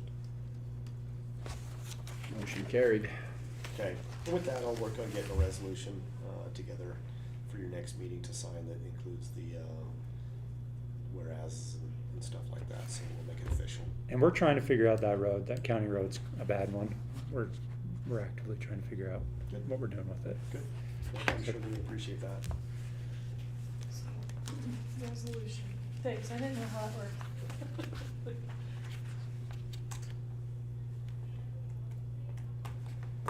Okay, now we're gonna talk a little bit about short-term rentals for just a minute. I hope you can see this. I didn't come prepared with a really great presentation, but since we've transitioned from Granicus to GovOS, I wanted to give you guys kind of an understanding of how these short-term rental softwares work, and just give you just a better understanding of the limitations. Personally, I don't think we're going to gain much by going to GovOS. It's when I watched the presentation, it seemed incredibly similar to what we already have, and I'm not going to try and be negative either way. I'll just try to give you some, just an understanding of how it works. So there's two components that work together, right? You've got the software, which is kind of a central clearinghouse. Basically, it acts to allow people to make application online and submit it online. Then I have a copy of the application that I can look at. It maintains a record of payments that have been made, so I can see that that's been taken care of. If I need to, I can make a paper file. I can make it electronically available to really anybody else that wants to take a gander at it. So in a sense, the software itself just is supposed to streamline, in theory, the entire process. The other component that goes along with this is an Excel spreadsheet. And this is a list of all of the short-term rentals that we have that have been submitted to us since we started this process. You've got the permit number, the parcel number, so the two are linked together, the address of the actual rental, and then we have contact information for either like a management company or the actual owner, depending upon which route they wanted to take. The email for the owner or the management company, who the actual owner of the property is, and then these numbers over here dictate to the software. They integrate with the software to say who is legal and who is not legal. So in this column, you either have a 0 or a 1. See, these people are not renting, so it's a 0. And then the date that they were, the date that permit is good through. So most of these are good till the end of 2023. So going back to the software itself, you can see that the vast majority of the applications or the rentals that are going on are right here in the Sweetwater Trailer Park. And if we zoom out, that's more evident, right? You got a few down on the south end of the lake on this side. You got a few up here on the north, but essentially the lake is the only area we got them. Got nothing clear down here in Woodruff, one in Randolph, and that's all we see. And bear in mind, the software only looks at advertisements on the main short-term rental advertising agencies, the Airbnbs, the VRBOs, the bookings, and there's actually thousands of these places, right? There's places that specialize just in dog owners who want to bring their dogs, or those that are into pot smoking or whatever. There's lots and lots of them out there. The ones we don't access are things like Craigslist or just individual websites of people, or the Facebook Marketplace. It's never been set up to do that kind of stuff. So the shortcomings of the software are, it's presented in a way that it's supposed to streamline the entire process and just make staff's job just lickety-split. Oh, we rubber stamp it because we're good to go. The reality is pretty different. We have plenty of people who submit short-term rental applications who are older and they don't get technology very well, so that's kind of cumbersome for them. And they'll either just give up and quit but keep renting, or they just won't do it at all. And sometimes they'll even just bring it in hand done. And I'm like, if you're going to bring it in hand done, there's no point in even having the software. This year we ran into a number of situations where people who were returning didn't have the right parcel number, right? The county's kind of transitioned from having one format of parcel numbers to adding a few zeros on the last couple of digits, and that does not jive with the software, and they weren't aware of that. Furthermore, the software is set up to have certain boundary conditions where if an application isn't submitted by like March, then it just can't be submitted. So then I have to contact the company and just say, we have an open enrollment system. If they want to apply in June because it's a new home, we allow them to do that. If they want to renew in June, we allow them to do that as well. So things like that just didn't make it terribly streamlined. And so I found that what I'm finding is that now that we have validated almost all of our existing short-term rentals, we add a few every year, and we can actually do that by hand just as easily as we can with the software. If we have a question, we can zip down to Sweetwater pretty easily and go, yep, that's the house. I know that for certain. And sometimes that happens, right? Because the software that the software company uses to validate the rentals, they're using things like Google Earth, right? So they can see an oblique view of a piece of property and they can go, oh, I see this ridgeline, I see this fire pit, that's definitively that house because it matches the Airbnb listing. Sometimes so Google Earth doesn't go out and redo their aerial photography every year. So there's people who have built that it doesn't actually show up on the Google Earth or whatever, aerial photography software that they're using. In which case, it would be easy to have someone that's local just be able to zip down there and go, yep, that's the one. I can see it. I can compare it with Airbnb. It is, in fact, what they're renting. So anyway, with that, one of the other things that we run into is people that want to submit batch applications like Vacasa. They've got upwards of 30 rentals by themselves. The person that's running the show over there has to submit each application and each component of the application individually. And I talked with Granicus about, well, can we just have them, batch submit, just put it in a scanner and send everything? And they said, well, our software is not set up to do that. And I'm like, well, that's a drag because then some of our people, spend hours and hours and hours, if not days, submitting these applications. And then if I've got a problem with one of them, then I have to get back with them. Anyway, it's quite the back and forth. So anyway, just wanted you to be aware of some of the pros and cons that we deal with the software so that you understand it a little bit better. Any questions? So where are we at right now? What are we using? So this is Granicus. I keep using Granicus because it's what's up and running. I started submitting documentation to GovOS about 10 days ago. And what they requested was basically what Granicus requested when we got started. They want a copy of our notice of violation letter. They want a copy of our ordinance, our application, our list of short-term rentals that we got in the Excel spreadsheet. And things like that so they can start onboarding and developing the software for our needs. So that's where that's at. I don't know how long it's going to take for us. Shaylee with Garden City said it's taken about 4 months. She said they were spectacular initially getting us all signed up, and then once we were signed up, actually getting it implemented has taken a pretty significant amount of time.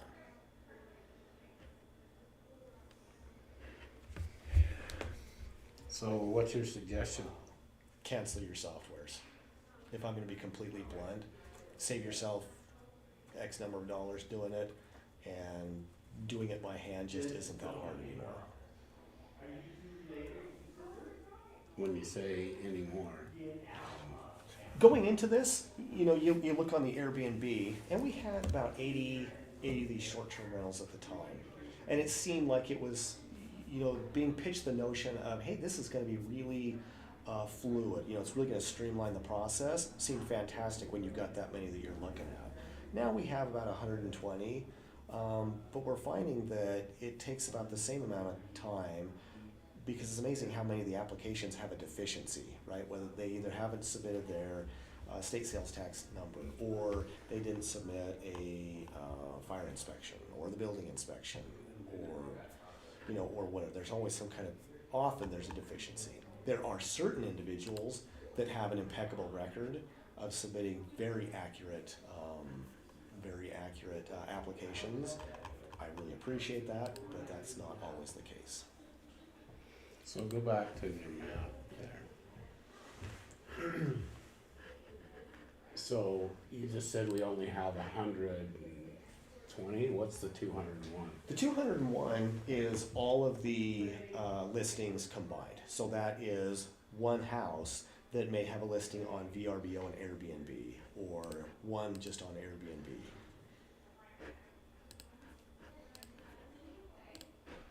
Okay, so there's only 100, and how many did you say? I'm thinking about 120-ish.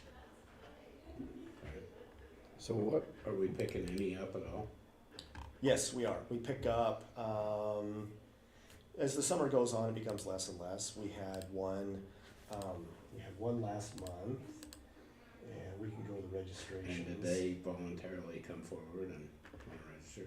Yeah, it's amazing how many voluntarily want to do it. so repercussions of leaving Garden City hanging, cause we committed to go with that, to go with them, with GovOS.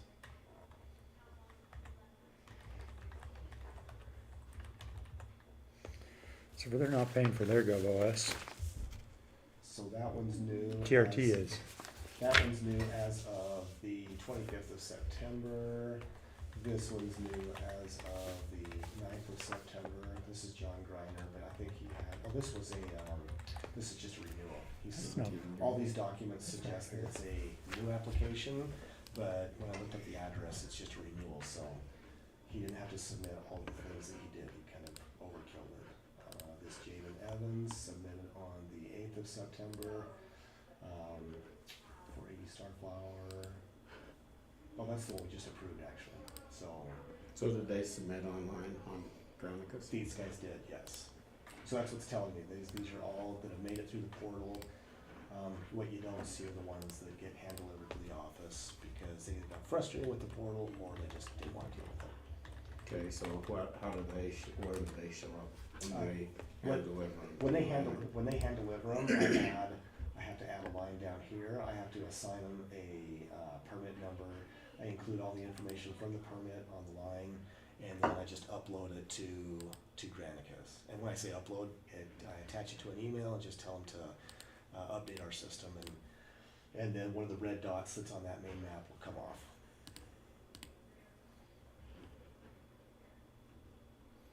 So again, that's why I say you can do it without the software. If they submit it to me by hand, I still have to go into the Excel spreadsheet, include them. That way, because that way I know who has submitted as an actual application versus when it's just an update, on a yearly basis.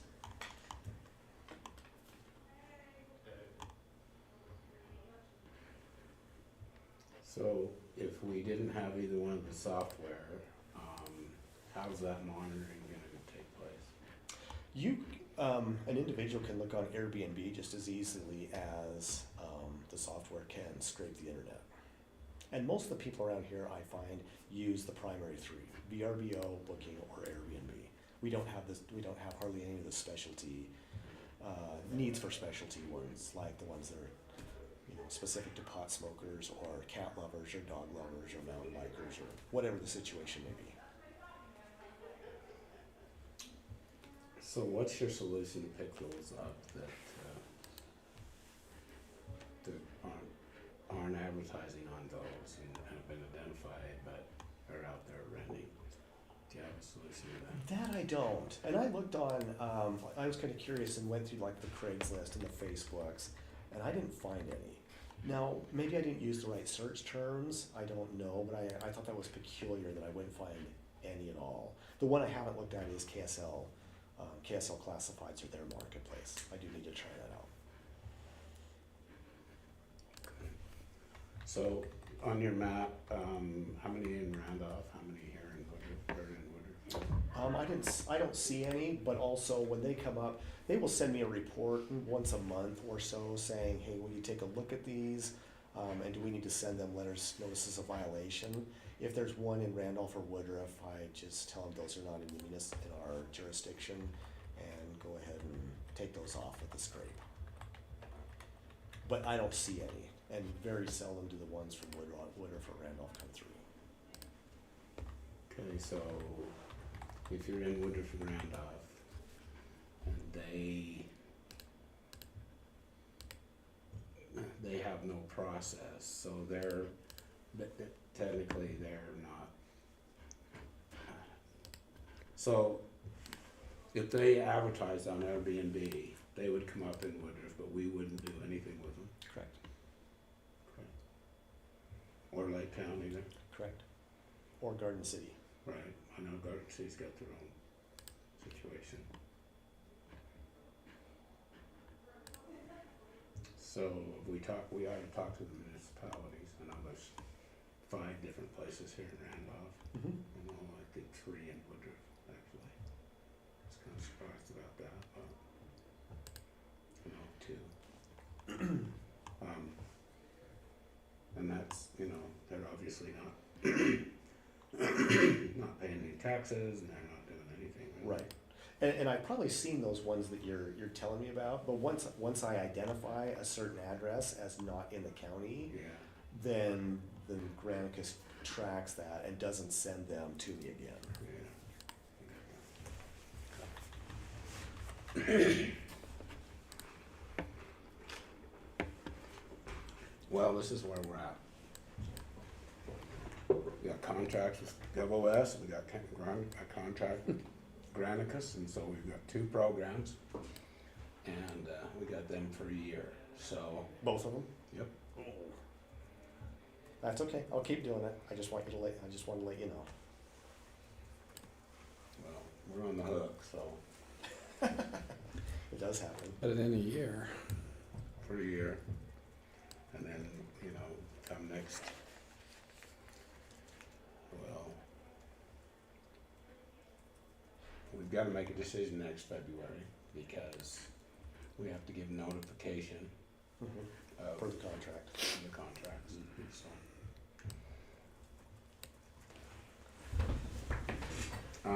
Let's just kinda go along and have a little more discussion about it and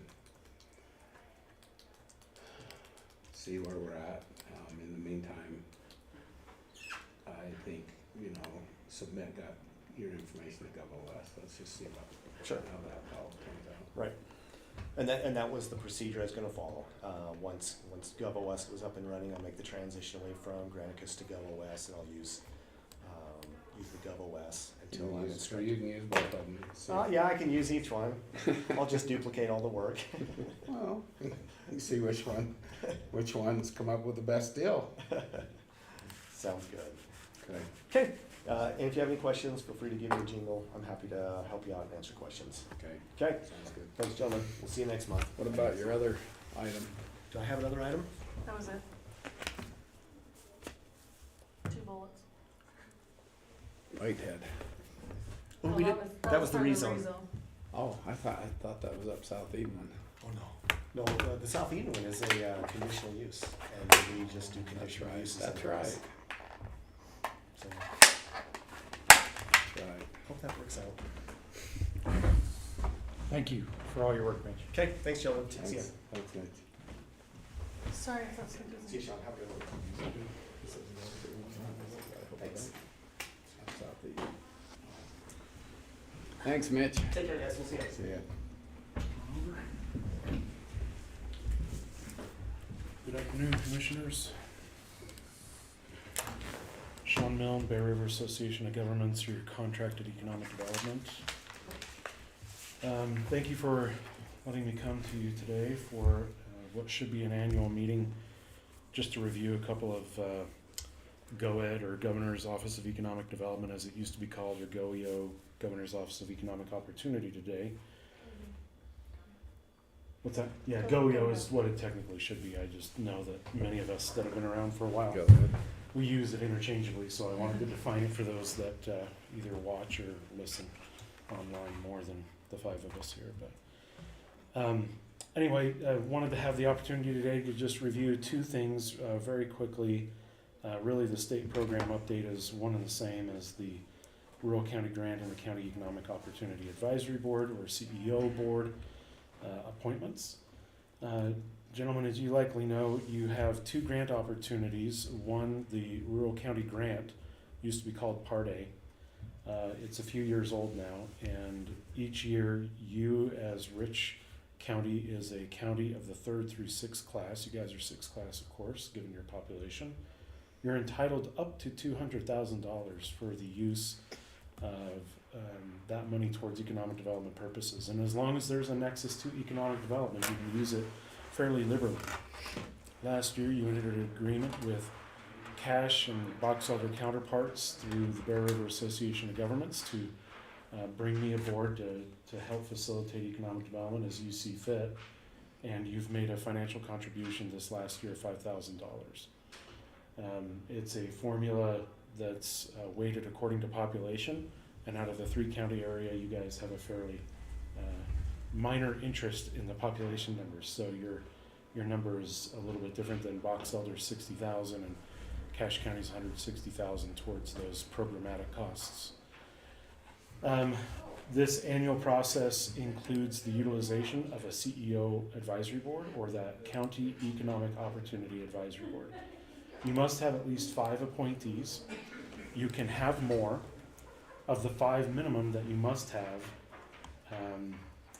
they have been the following. Chairman Weston is the county's representative. Mark Smoot has been the municipality representative. Scott Huskinson has been the private sector representative. Nikki Weston has been representative as a member of the county public.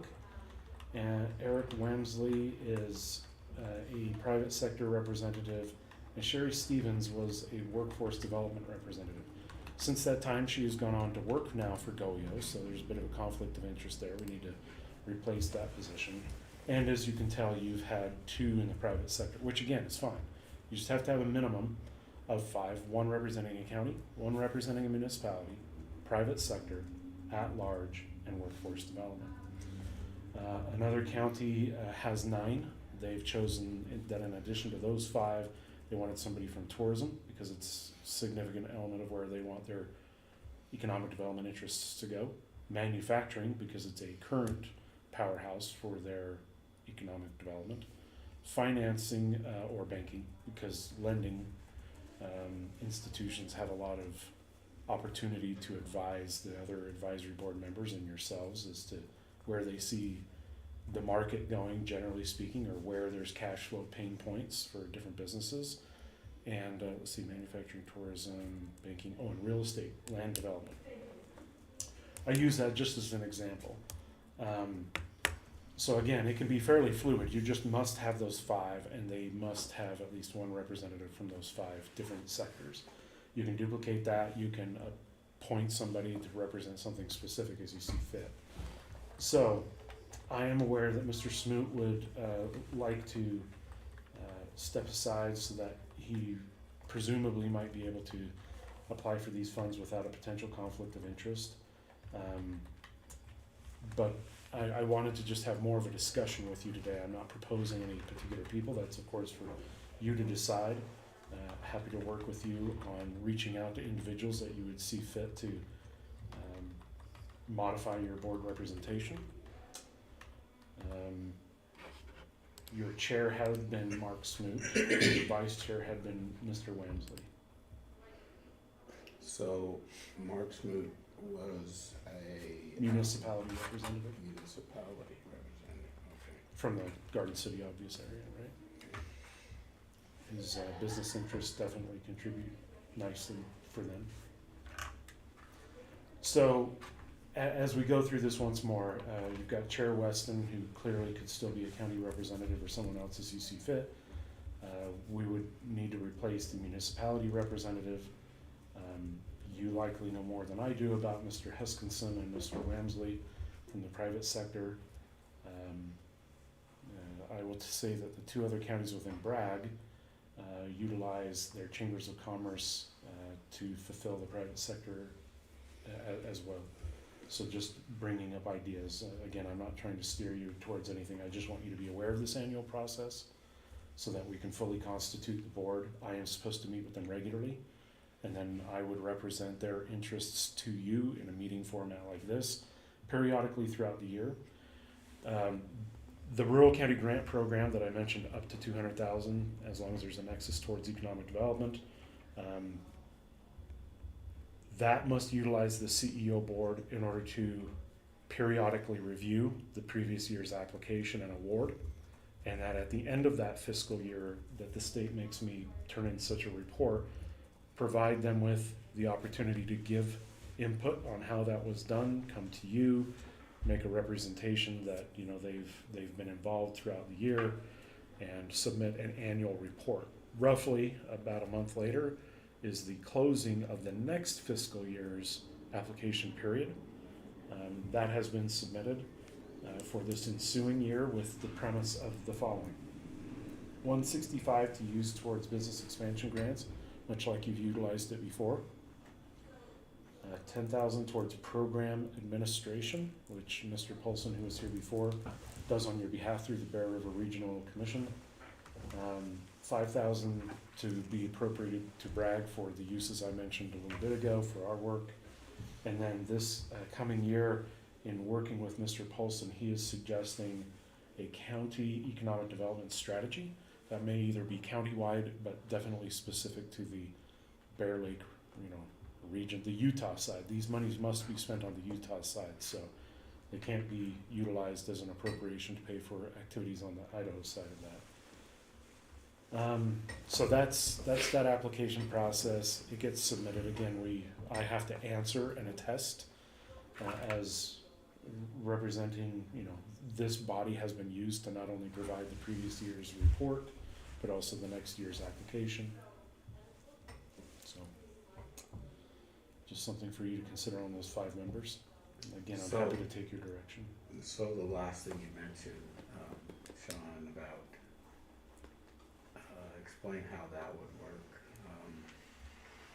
Was it 20,000 for that? 20,000 for, oh, thank you, for the economic development study. Yeah. Admittedly, this is a bit of a placeholder number. I can tell you what Cache County a few years back utilized LouJean, Robertson, and Birmingham to compile information that developed not only kind of a point in time metric of where you guys have been, but also to project, so what do you want to be as you continue to grow? What do you want to become specializing in? What part of your economy may there be low-hanging fruit opportunities? And so that strategy was developed by LouJean, Robertson, and Birmingham for Cache County a few years ago. The premise here was this placeholder dollar amount seemed like it was an appropriate, you know, considering a little bit of inflation from what Cache had paid for that before. So it's a similar kind of approach, yet to be determined on specifics at your direction. So, okay. Was it useful for Cache to do that? I mean, They believe so. They'd never had an intentional or proactive economic development approach. They'd always just let the county seat city of Logan do that work. Prior to the arrangement reached between the 3 counties for this year that I'm here on your behalf to do, and where I was only doing economic development for the county before, Kirk Jensen provides economic development services for Logan City, and he was it. So they used their strategy to create the organization, the policies, procedures, and everything that guided me for the previous 2 years, and to proactively make sure to do economic development services in the unincorporated part of the county. And their county modality is that people like myself in economic development, Carly Lanch when she was over Trails, planning and zoning, they provide those services or offer them at a kind of pro rata cost share to other municipalities, so towns and cities that may not have their own. So that their economic development strategy commissioner produced basically the policies and procedures that then guided me into this newly created position a couple of years ago, that body of work, and how I reported, how I was held accountable, the industries to be intentional about pursuing at the direction of the council and the executive.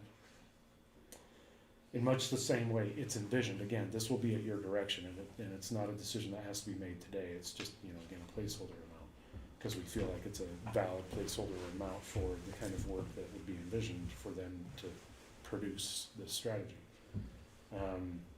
Would similarly say, here's what we admittedly all know you're good at right now, and here's what you could continue to be good at, either pouring gas on the fire that you're currently doing, ranching, tourism, just to use two examples, with minimal effort or redirection of some of these other funds in the future. You may be able to diversify your economy towards another important factor. So how long would this study take to do? Is it a year-long study? 6 to 12 months is typical. Would they wanna do it through the summer to kinda, is that something that would be, would there be like a winter, an off-season part of the study and a busy part of the study? So admittedly, they'd want to capture a whole year's worth, right? Even if they only did it in 6 months. So as part of the work, it would be to meet with each one of you, other like mayors, other community leaders, the Chamber of Commerce, and other stakeholders as identified by all of you, right? The three of you, the mayors, the other community leaders, Chamber of Commerce.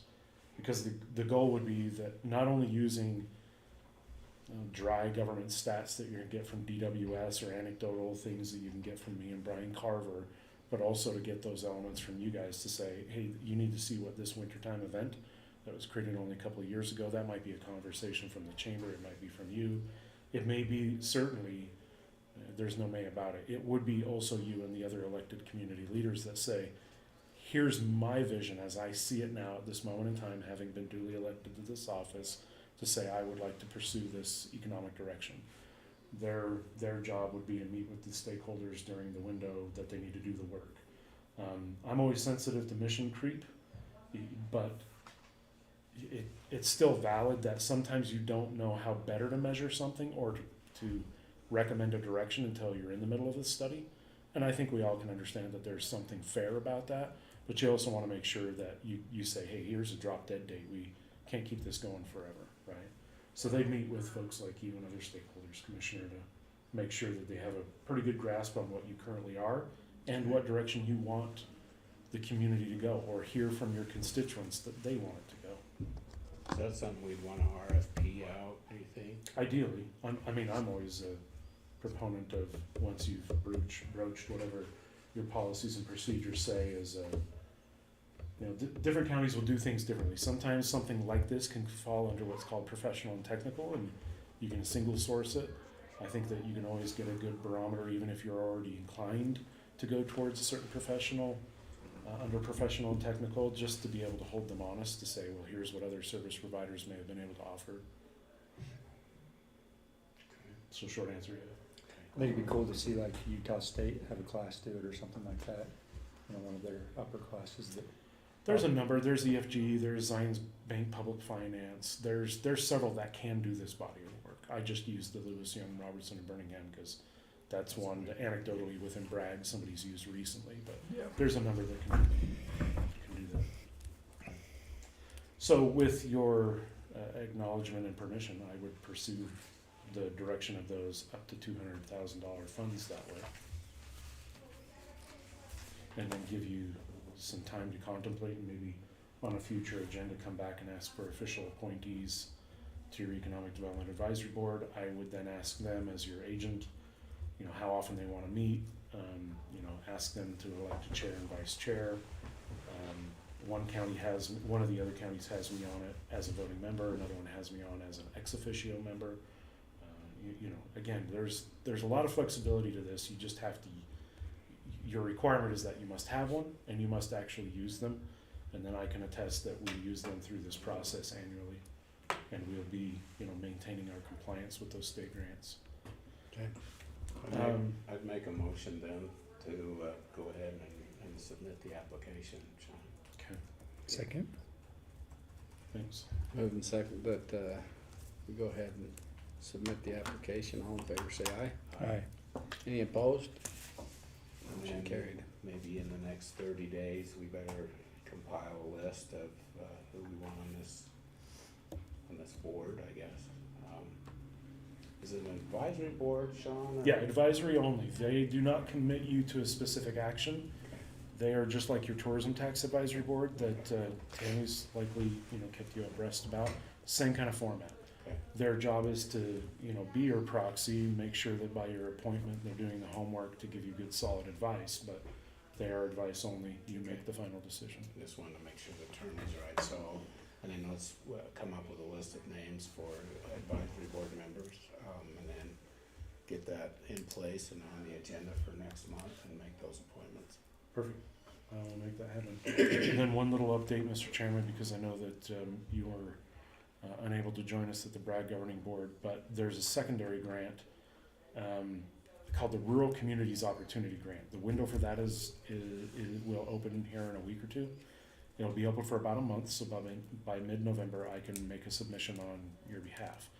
Bragg authorized the direction for a Bragg-specific. AOGs can also independently apply for that. It is competitive. This $200,000, as long as you're a county that qualifies, you're fairly entitled to that amount of money. The Rural Communities Opportunity Grant, though, is competitive. Each individual applicant can apply for up to $600,000 worth of funding. You have 2 years roughly to spend it if you are given an award at all. I say that intentionally because it is competitive. Oftentimes it has been GOEO's modality that if there are a lot of really great applications, they'd rather reduce everybody's amount of an award versus what they'd asked and ask you to try to do, something with less. Can you scale it down maybe a little bit? Can you find other private, matching funds perhaps? Just to kind of spread the wealth. Bragg gave direction for me to apply on the AOG's behalf, but you guys also have that opportunity. So if you know of another way in which you would find a nexus around economic development that beyond what you've just approved in that last motion that you would like to spend money for, something if you were to get an award, you can give me that direction. Your next meeting would be November, I think it would be a week before the deadline. November 1st.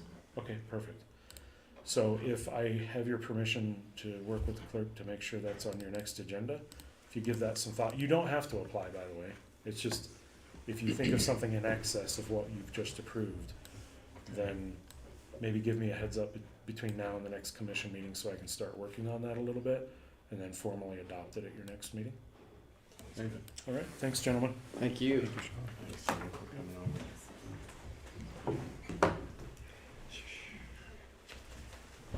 Do you think we should do King last? I think those BOE appeals are gonna take longer. So should we have them come later? Let these guys come up real quick. Yeah, they can come. Come on up, Sam. You guys put your information on there, right? Yes. So, thank you.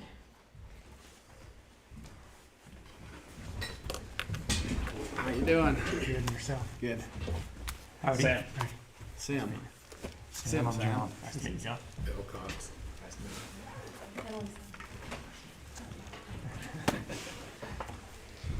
So, Sam, what? What's your last name, Sam? Robertson. Robertson? And what's your name, Sam? I'm Jim Christensen. Tell us what you got in mind. Yeah, so as you guys are aware of, the hard winter last winter was pretty hard on our pronghorn population. We were already trending kind of in a downward position with them, but we lost a lot of animals this last winter, and an opportunity has come up. The Parker Mountains down southern Utah have an excess amount of pronghorn, so we're going to plan on capturing some and transplanting them up here to Ridge County.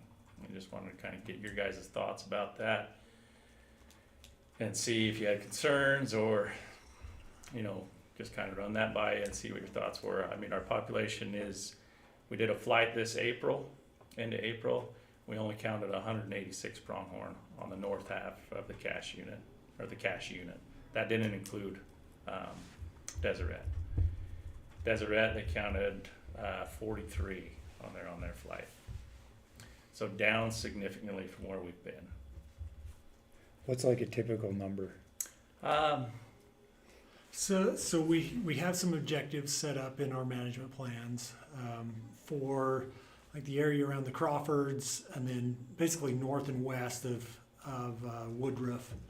Management objective is 800, and then the other side, the Woodruff side, is 600. So if you were flying, that would be the number you guys would want to see during that time. Yeah. Yeah. Now, we talked on the way over just the way drought's been lined up with some severe winters that we've had recently.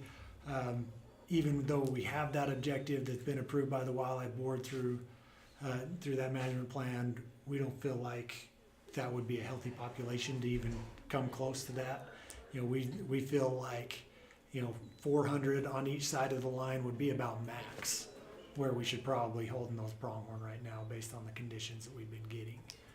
And so there have been times, I'm sure you guys are well aware of it and remember it well, when those numbers of antelope were at or slightly above that objective number. That was before both our times in here. But typically it's been between both sides of the highway. We've been right around 600 to 800 at the max. And then since we've been around the last 5 or 6 years, we haven't seemed to break about 500 total animals. And then this year's been. Yeah, then this year, between the winter, there was a disease outbreak on Wyoming side that we feel like had some impacts.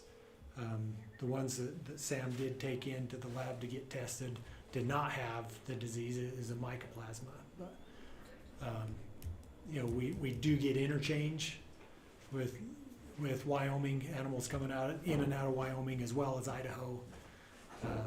And so, just animals coming from there that normally would infiltrate, I'm sure that's played a part of it too, of why we've seen such a decline. You guys weren't born then, but I remember growing up, and my dad and we rode all this country for cattle. I'd never seen an antelope in my life.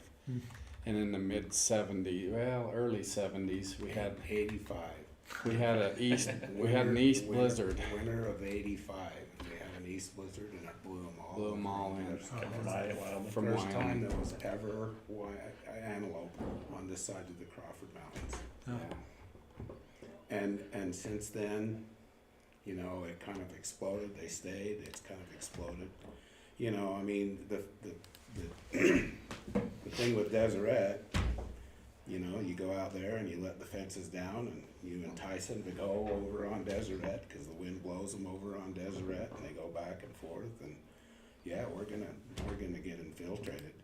When they first come and the management numbers got up, it was a couple of years back in the late 90s, early 2000, where they counted almost 1,100 just on the north side of the Monte Cristo Highway.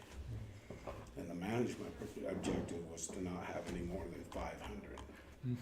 So we were almost twice. Yeah. And we had a hard enough winter that it helped knock them back down. But one of the other things is the wind blew them and the snow was deep.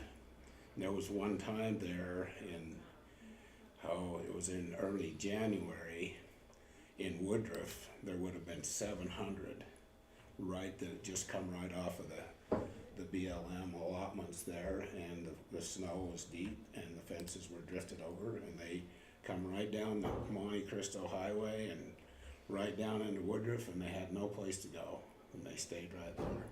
And they finally come and they Division of Wildlife drove them over and drove them back behind the east side of the Crawfords, and that was probably as helpful as in controlling them as it was. But it was just absolutely amazing. There was one east blizzard, and it blew for about 3 or 4 days, and it blew them right out of Wyoming. right over into, on this side of the Crawfords, and they've been here ever since. The towns were shut off. I mean, you couldn't travel during that, about 3 days. All our towns were shut right down. I remember that very, very well. You guys weren't around, but I remember it. So so we have hunts every year. What's the targeted, how many tags do we give every year? Yeah, so before this year, Yeah, we were up in the 50, 60 permits for bucks. And we cut it back, emergency cutback this year to 11. so up to the 50 and 60, how many of those were successful, do you know? Success rates were pretty high. Yeah, they were. they're usually about in the 85% Yeah. or better range. I would We- assume so. Yeah, and we set those permits based off the ages of the harvested pronghorn. And so, you know, if they're killing older age class bucks, we'll increase the number of permits. You know, younger will decrease them. Or, you know, if we get a massive die off and there's just not the numbers around, we'll drop them down. And then the doe harvest, the antlerless harvest, I guess you can't call it antlerless harvest, the doe harvest. We just manage based off the overall numbers that we count on our spring flights. And so as those increase, you know, and get closer to objective, we increase the permits, and likewise, you know, as they decrease. And we've had about 10 doe permits the last few years until this year we closed the doe. And you said you're gonna bring in 250, 150? No, it'd be about 100. 100? Yeah. So That's the target. If we get that many, we might not get that many. It just depends on how many we can capture down there. what would the ratio be as does and bucks? That's a good question. It would probably be majority does. I don't know, probably what, 100, maybe $20 in that 100. Yeah. One thing that's also concerning that we've seen out here this year is we didn't have good fawn production. I mean, we're, in the few that we've counted in our fall classifications, it's only like 10 to 15 fawns for every 100 does. And I'm sure that's about the same with mule deer too. Yeah. So we're gonna be missing what we lost in the winter, and then we're not gonna, you know, bump up with a new crop. And if we have another hard winter, Yeah. it was just a tough, long winter, you Yeah. know, for everything. And that capture down there is supposed to be happen on December 9th, is the tentative plan. And then we'd be transporting them probably that same day. And what's locations, where are we gonna put it? So it's probably the south end of the Crawfords, and then up north, the east side of Bear Lake is where a majority of them will go. Where Bear Lake? The east side of Bear East Lake, side? up there, Rabbit Creek, 6 Mile. So is that the place that the population is the lowest? Yeah, I mean, it's low all over the area. So, I mean, we really could put some in Otter Creek too. The only thing worse than transplanting antelopes, prairie dogs. And we are gonna have, They are gonna have a prairie dog one too. The last time. They come in the and last time they, you you know, guys- like the spiders in the It was the black-footed ferret, for crying out loud. So, like, we think this is great habitat for the black-footed ferret, and it's kind of like, oh my heck, you know, what more can we have to deal with when we want to do anything on federal ground if they establish something that you got to work around? I mean, I laugh about the pygmy rabbit that just somebody decided Rules the world. it was good habitat, and literally those BLM wildlife people studied that pygmy rabbit for 4 summers. And the one gal said, "We've really never seen one. We think we found sign."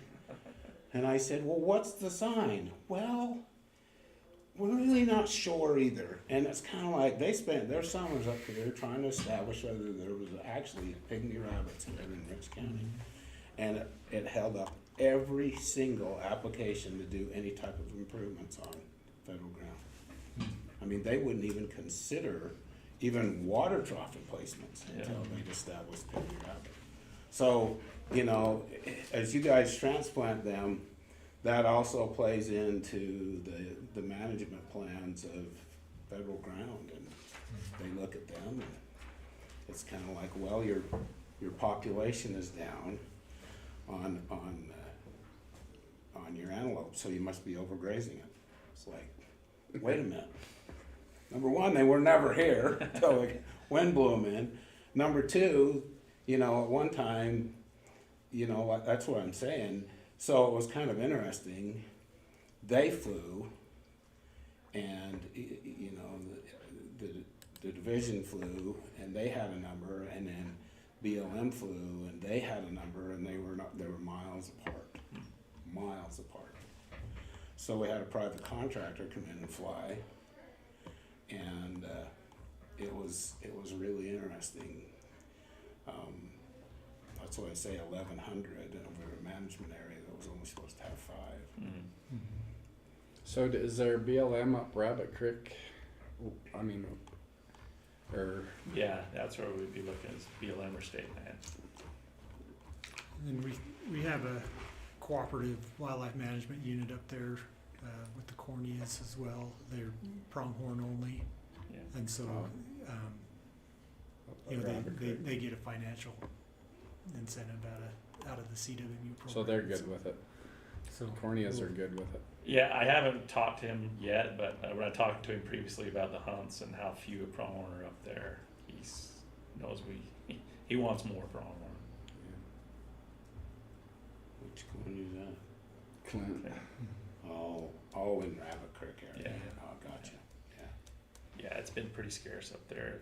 When I was up in there, I saw a group of maybe 15 that were hanging around, and that's about it. And then with the addition of those pronghorn, we'll probably have 30 GPS collars on those ones we move, so we'll be able to kind of monitor their movements and see where they're going. That'd be interesting to see where they end up. Yeah. You know, it's interesting how the weather will move those antelope. You know, I mean, I think more than anything. yeah, I mean, it's really interesting how, you know, a wind and how they'll just kind of go with the wind. It's kind of like out here when we had a 2-day blizzard, and it blew 200 right down against that Deseret fence. The opening was only a quarter of a mile away, but it blew them right against that fence, and it blew all day long, and then you could just see the ears. They were totally buried, and you could just see the ears. But the wind just blew them across there. You know, you didn't see that with the deer. Of course, they jumped the fence, I guess, and could do that. But that wind that we got that blew them down into Woodruff, it was just like, I mean, they were just, you thought you was in Alaska. They were just on everybody's lawns and in the streets and just going around and around and around, and they were just looking for a place to go. Get out of it. Anyway, well, I'm sure nothing we can say here will stop you from doing it. But They're not here for your permission. The information's always good. Just make sure if somebody complains to you, you don't tell them the county commission said, you bet. But yeah, so, I mean. If you're bringing in some trophy deer, it'd be a whole different story. Yeah, exactly. But, yeah, so Well, we come back next year and kind of give us a report of how many you've actually brought in and what your numbers are about this time, just so we can kind of. yeah. It's helpful for people to, because I don't know why we don't have a whole lot of control over anything, but a lot of people ask us, you know, why do you let DWR do this, or why do you let DWR do that? I know as I've rode this fall, my cows are up on the Monte Cristo area, and I mean it's fortunate if you see 1 or 2 deer all day long, you know, and usually, you know, you're always seeing deer now, but. And we're seeing deadheads, elk deadheads. Like we rode up in my I got some piner over there by Echo, and there's 3 full-size set of antler deadheads in one little pile, size of this room right here. It's sad. Holy cow. Yeah, that winter was And you guys are all aware of it, it was a bad deal. Yeah, and it just never ended. It never ended. Never ended. Yeah, well, Lost we were calves. just talking about it, you know, the price of calves this fall and the piles that we had of dead ones this spring, Yeah. you know, and now you can actually put a dollar figure to you and it Makes us you even sicker. hurt, makes you pretty sick. So, Well, and we don't wanna, you know, let them get out of hand either. I mean, we wanna provide the opportunity for hunters to go in and take them and hunt them and, you know, not have it all fall on the ag guys. And so. that we will push for. Well, appreciate you coming up. Yeah, and I know it was a long trip over, but we appreciate that information because we'll be getting some. Yeah, if anybody's interested in coming Yeah. along when we open the gates, or even going down to get them too, just let us know. Happy to And if- get you in the truck with us, or go out and do classifications or surveys. You know, We had to rescue cattle out east. I run cows out here east of the Crawford, and my son was on snowmobiles with other guys, and they'd put calves on hoods and drag them out. And he videoed a herd of antelope out there. There was probably, I'll bet there was at least 500 in that one herd. Yeah. But, you know, they get out on that Cumberland Flat, and that's a little different. The wind blows the snow off. It's a little different than up on the Crawfords and Divide. Yeah. Yeah, there was no getting away from the snow on this side. Well, if you have any, you know, ag guys that are concerned or any, call Oh, me, well. talk to them, yeah. Just do it, turn them loose in the middle of the night. Yeah. unfortunately, that's probably what's going to happen. Yeah, by the time we get them caught and get It driven. might look bad. It's gonna look like. Yeah, drive up here fast. Where'd those antelope come from? They weren't here last night. Yeah. So, Well, just don't bring any diseases and we're good. Yeah, then they'll all be worked up, get the diseases checked, and we've got our full-time vet that'll be down there. We draw blood on everything, Oh, that's good. and so, yeah. Yeah, you'd hate to spread a disease fine, and yeah. Right. get the finger pointed at you for Yeah. that.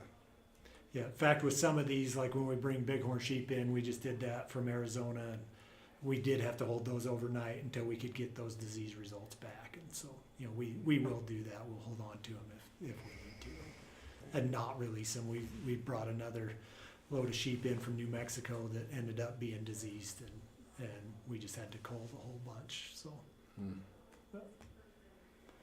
It's the risk. that's a risk. Yeah. So All right. so, yeah. Okay. All right. Appreciate it. Meet you guys. Nice thank to you meet guys. Nice to meet you. Yeah. Nice to meet you. Nice to meet you. Good to see you again. Yeah. Nice to meet you.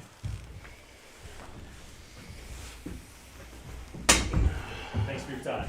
Thank you. Thanks for Thank you. taking the time to come over. Drive safe. Kim. Yep.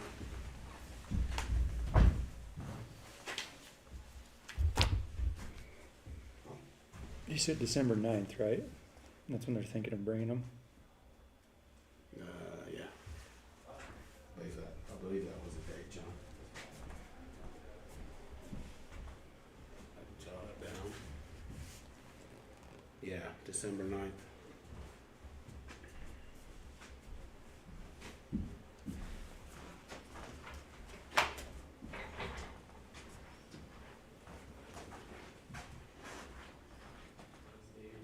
Mr. Cox, how are you, sir? I appreciate that.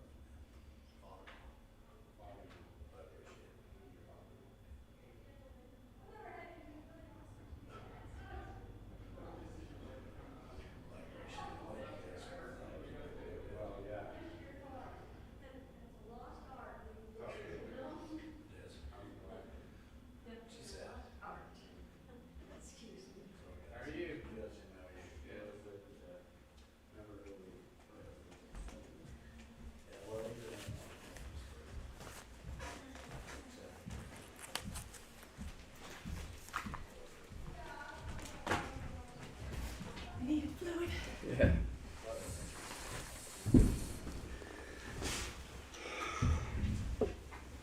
lost Bill. Oh, there he is. How's it going, Kim? Does this have to be right here? Can I just move it? Or do I move it this way? No, you're good. You have to hold it by your mouth, actually, while you speak. It's like, oh gosh. This is gonna be painful, isn't it? Tell us, No, tell it's us not who gonna you be are and what painful. you're doing. Okay, which do you, let's see, let's get a couple things out of the road before we go to BOE, so. Yeah. Kim Wilson, Rich County Ambulance. So I move we approve the expenditures for, Oh, cause we're gonna forget that. Yeah, I second that. Okay, moving second, approve the expenditures for September. All in favor, say aye. Aye. Aye. Any opposed? Motion carries. Okay. Go. are you ready for me? Who's in charge here? Rich County Ambulance, Kim Wilson. Just the rates, I'm bringing the rates back to you that we had maybe, I think, one of you had suggested maybe go $1,200 for a call out and $35 a mile. We have been at 1,000 a call out and $30 a mile. We can go up to $1,439 a call out and $42.24 a mile. That's what we can do. So I know we talked about them last time, but because it wasn't on the agenda, you couldn't Yeah. approve them. Okay, I make a motion that we raise the rates $1,200 for a call out and $35 a mile. Second. Okay, sorry, one more time. To what? $1,200 a call out. $35 a mile For transport. when they're transported. That's the motion. All in favor, say aye. Aye. Aye. Any opposed? Do I need to do anything with that, Kim? Nope, I will get the information to JCI. Thank you. Thank you, John, on that. Okay, next thing I have are some personal property exemptions. If you wanna quickly run through those, there's not very many of them.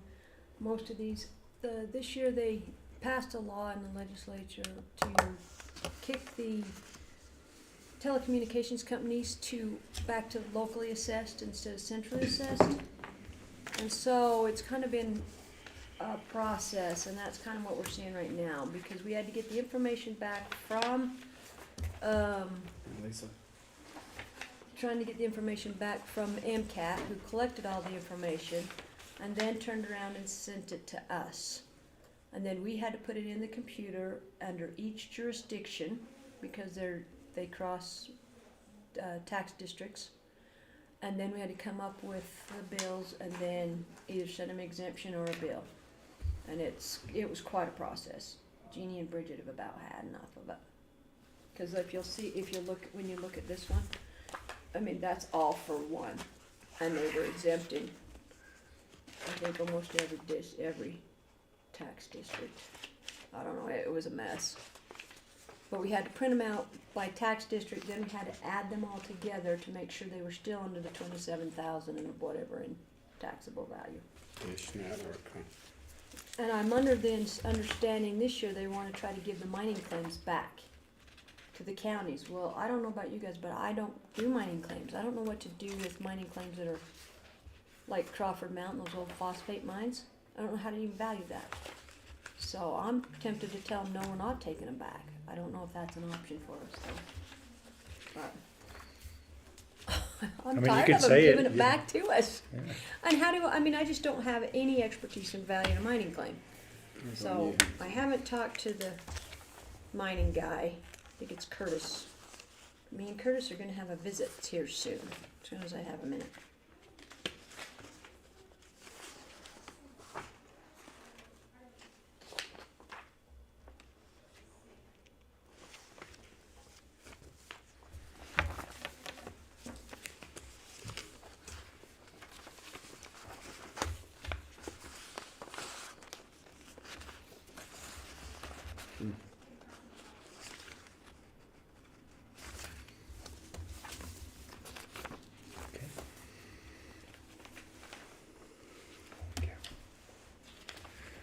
Move we approve the personal property tax exemptions that's been presented to us. Second.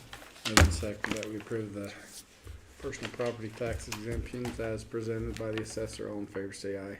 Aye. Any opposed? Perfect. Thank you. Okay, the next thing, I guess that was me, Kim Wilson, as the assessor for the personal property exemptions. Now it's Kim Wilson as the assessor for the holiday schedule stuff. So I want to, this not having Columbus Day off is a killer.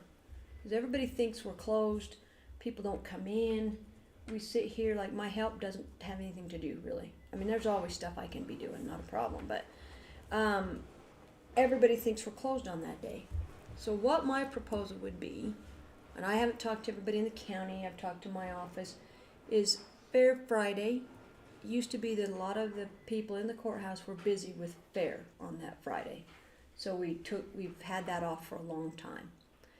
And what my proposal would be is if we gave that back and we worked on that Fair Friday, because if people are involved in the fair, they'll just take it off anyway. And then have Columbus Day back. I don't know what you guys' feelings are on that. It is a federal holiday. Fair Friday is not a federal holiday, it's just a local one. But that's something I would like to see. And I don't know, I know this year it's probably not an option, but for next year, it'd be nice to at least think about that and maybe at our staff meeting or something, maybe let people see if there's strong feelings one way or the other. That would be my suggestion is that we bring it up in our personnel meeting and just see how people feel about it. Because I don't like having Juneteenth. I mean, I don't mind the holiday, but I'd rather celebrate Columbus Day, for me, because it has more meaning to me on So that can day. you remind us next department head meeting? Bring it up. Yes, I will. Cause I'll forget. Okay. Yes, I will. Because like I said, I just wanted you to think I about hate that. for people that are helping with the fair to take a hit though. But the most of us don't help with the fair anymore. I mean, like I take it because my kid is involved, but it depends on what they do with the fair schedule. Because there's sometimes where there's not much going on Friday. This year there was the pigs and the steers on Friday, Yeah. but then we're done by early morning, or like the pigs, we were done early. Fairly early. I mean, not early enough to be here by 9 o'clock, but we were done before noon, and the beef I think we're done before noon. And as far as anybody else working in the courthouse, and Lisa maybe could correct me if there's, I just don't think that anybody else is really that involved with fair. It used to be there was lots of stuff going on Fridays, and and everybody helped here, but that's been a long time ago. Like the sale and stuff I help with, but that's on Saturday. It's not on Friday. But it would be good to let in, ask it the rest of the crew, because I've only talked to Bridget and to Jeannie, but maybe see what the consensus might be for others.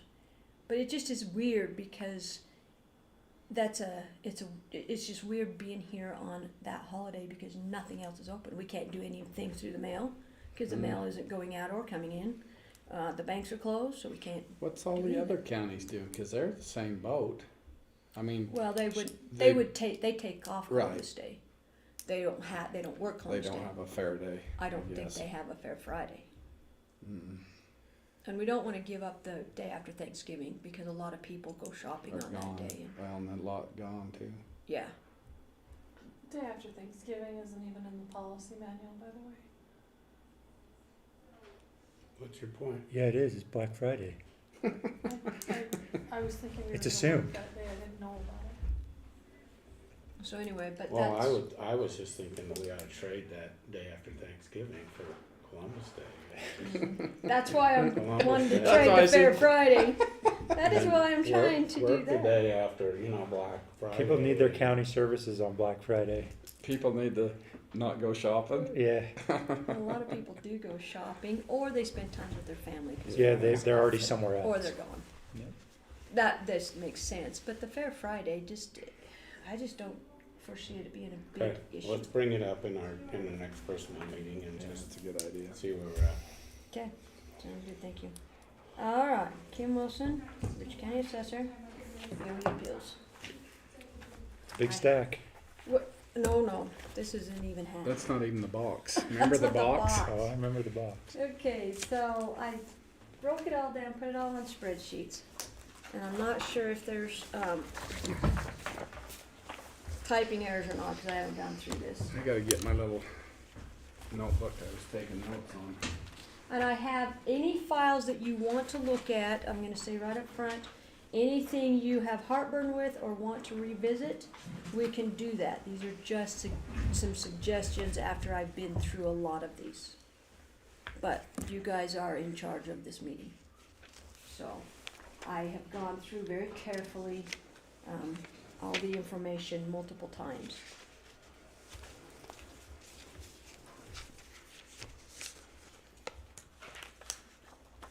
So do you want me to start and go through it? Do Yeah. you wanna look through it first? What would your suggestion be? What files that I have are the ones that actually came and were here. So you kinda heard some of the discussion there. I kinda marked the ones I thought we might wanna try and drop or look at to drop Okay, and those are probably something you should have brought to my attention. before now. But Well, I didn't But know. it's fine, I mean, we can do whatever, like I said, you guys are in charge of this stuff. You'll see some in here, as we, like, should we just go through it? Yeah, let's do, but tell us first. So these are So the the- ones that came in face to face. Yep, the first job, and then Okay. right there at the bottom where it starts a new section there, that's the primary residential exemptions that, we've gotten declarations and some stuff back for. Oh, And then there'll be mistakes and corrections a little bit further down, and then the very back page is, the appeals by mail are the middle section, the long section, and then the, one at the end is mistakes and corrections. That I don't necessarily need you guys to approve, cause they're mistakes, but I think it's best to be transparent and above board and let you guys make any changes to the assessment roll once I've closed it. Can we just take the next couple of weeks and look at this? Absolutely. LouJean might have something to say about that, but I'm good with it. She has to get her tax notices out by the 15th, but like I said,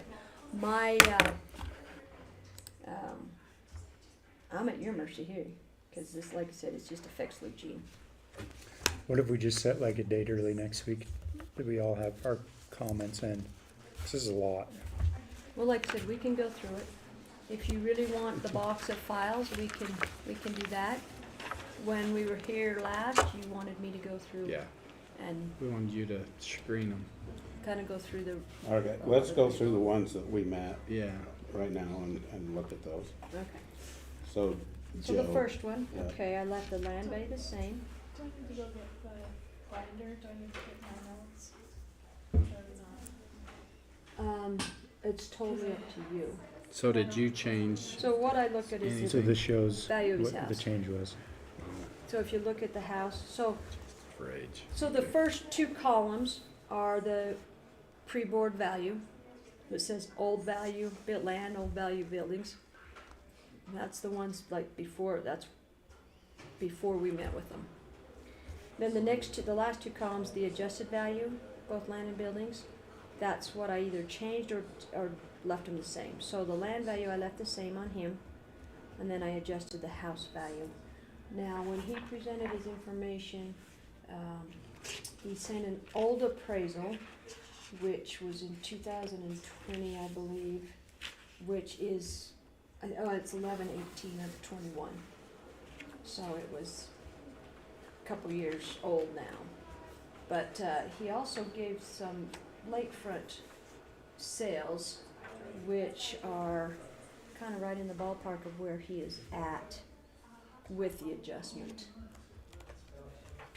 And if you wanna, okay, I don't know what you had marked, if you had something different. I didn't on him, but I just, And so, I could leave him alone also, that's just So this is what your Yeah. old one, and this is what you've changed it to? Yes, Yes. See, Okay. there's- that's my suggestion. It's not changed until you guys approve or disapprove. Okay, And if you aren't comfortable with that, I can leave it the same, no, or I can, revisit it.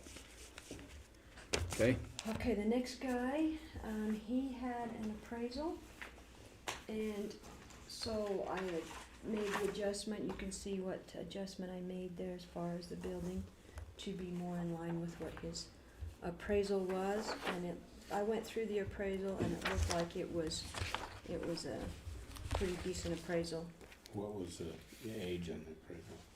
The age of this appraisal was current, I believe it was 4/3 of 23. Okay, good. And looking at his house value, that house is an older house, and it needed an adjustment, I believe. Okay. I think that's more than fair. Mr. Meyer was the one that was primary resident, and then his house isn't done, which I don't have it as being done. But I did the primary residential exemption for him. So you'll notice the values stay the same, but it has RR and RB for primary, so he'll get the primary exemption on those. Okay, so if his house isn't done, has he got an occupancy permit?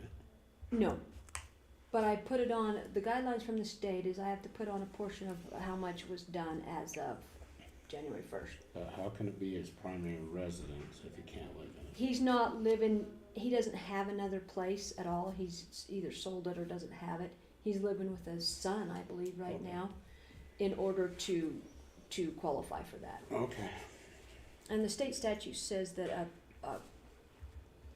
building or a property under construction, if they are not getting the exemption somewhere else in another county, they can qualify on one that's under construction. Okay. Is at least my understanding. Okay. Okay, you guys are all good on that? yep, Okay, the next two properties are,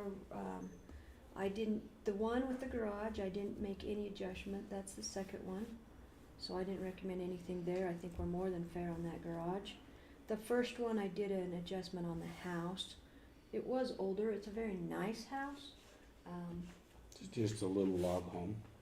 just a little one. oh, you got a picture? I didn't know you had a picture. So that's what. That's just a little baby log cabin. Yeah. So anyway, I made an adjustment on that one. It has been there a long time, but it is a very nice house. Okay. Like I And said- that was that Robert Meyer?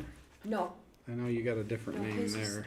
his was the primary That's the exemption. first one on this Claudia Dietrich. Oh, So this was the 411600. Oh, yeah, here they And are. she had the garage behind her house, right? Yes. She probably has the nicest part of the beach I've ever seen. Yeah, it's a nice, beautiful place right there for sure. Like I said, I made an adjustment on her house. This is the garage that's in behind it. Yeah. Looks like there's rooms up above it. And I think it's storage. I think I have storage up above it. But, That's just another name for another bedroom. Yeah. Storage of people. well, and that's the hard part is because sometimes they do finish those and make apartments up there and they don't always let us know either. Yeah. So, Of course they don't. try to do our best.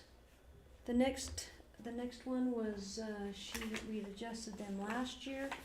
The appraisal that was brought in was 2 years, it was in 7/3 of 21, so a couple of years ago now. She did provide some sales information. The hard part is a lot of the people are comparing, like, the sales she brought in are all from, most all of them are from Idaho. The one from Utah is not a lakefront sale.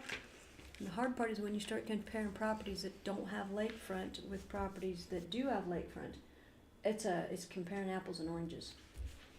And we have quite a bit of that because the lakefront commands a premium for sure. So I didn't recommend any changes on that. Okay. Like I said, you stop me at any point if you don't want to. This one, the next one was, she had come in and didn't live there, or they lived there most of the time, or they couldn't live in the winter because it didn't have the heat and things. I made an adjustment there because it is a little older. It was built in Is 1998. that Bonnie Phelps? Yep. And so, but it is a pretty nice house. You I got- just don't know that it was that nice. You got no change on that, but you did make a change. No, I didn't make a change. Oh, did I? Yeah. Oh, yes, I did make a change. So I had You no dropped change it. on You that. did- Yeah, you dropped it. Okay, I apologize. Yes, I did. 300 Yes, I did. I'm sorry. 320,000. What's that? Okay. So, I did make an adjustment on that one, Okay. basically for the heat and things. Okay, Wilson's, I went through their stuff. Most all of it is in Greenbelt. And I didn't have her as having, the ones that I had, the properties that I had for her were the ones listed here. She also talked about Plat A, but I didn't notice that they owned anything in Plat A. And she talked about Plat CC, and they do own quite a few of those lots. But those were the ones, there was 3 in there that were gonna sell, she figured for 90,000 a piece. Yeah. So I didn't put any of those on there, cause I didn't have any information from her specifically on those. I can go back and double check on all of those. The land here, I only made an adjustment on the steep one that's in section 20, so 4120 0000030 under Bar W Homestead. That's the steep rocky stuff that it had commercial rates and it shouldn't have commercial rates. It should have been on its ag rates on that one, and that was a mistake on my part. The others I think are all fair compared to what we've got selling. They're all the Greenbelt rates. And we've got some sales that are on contract up around in section 17 and section 18. And so I didn't recommend a change there.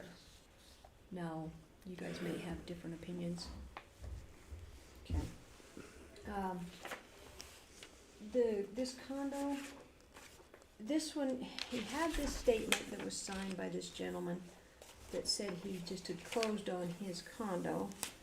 I don't have any information on that one, on that particular one yet. That's the only one he's quoted here. And it is right next door to him.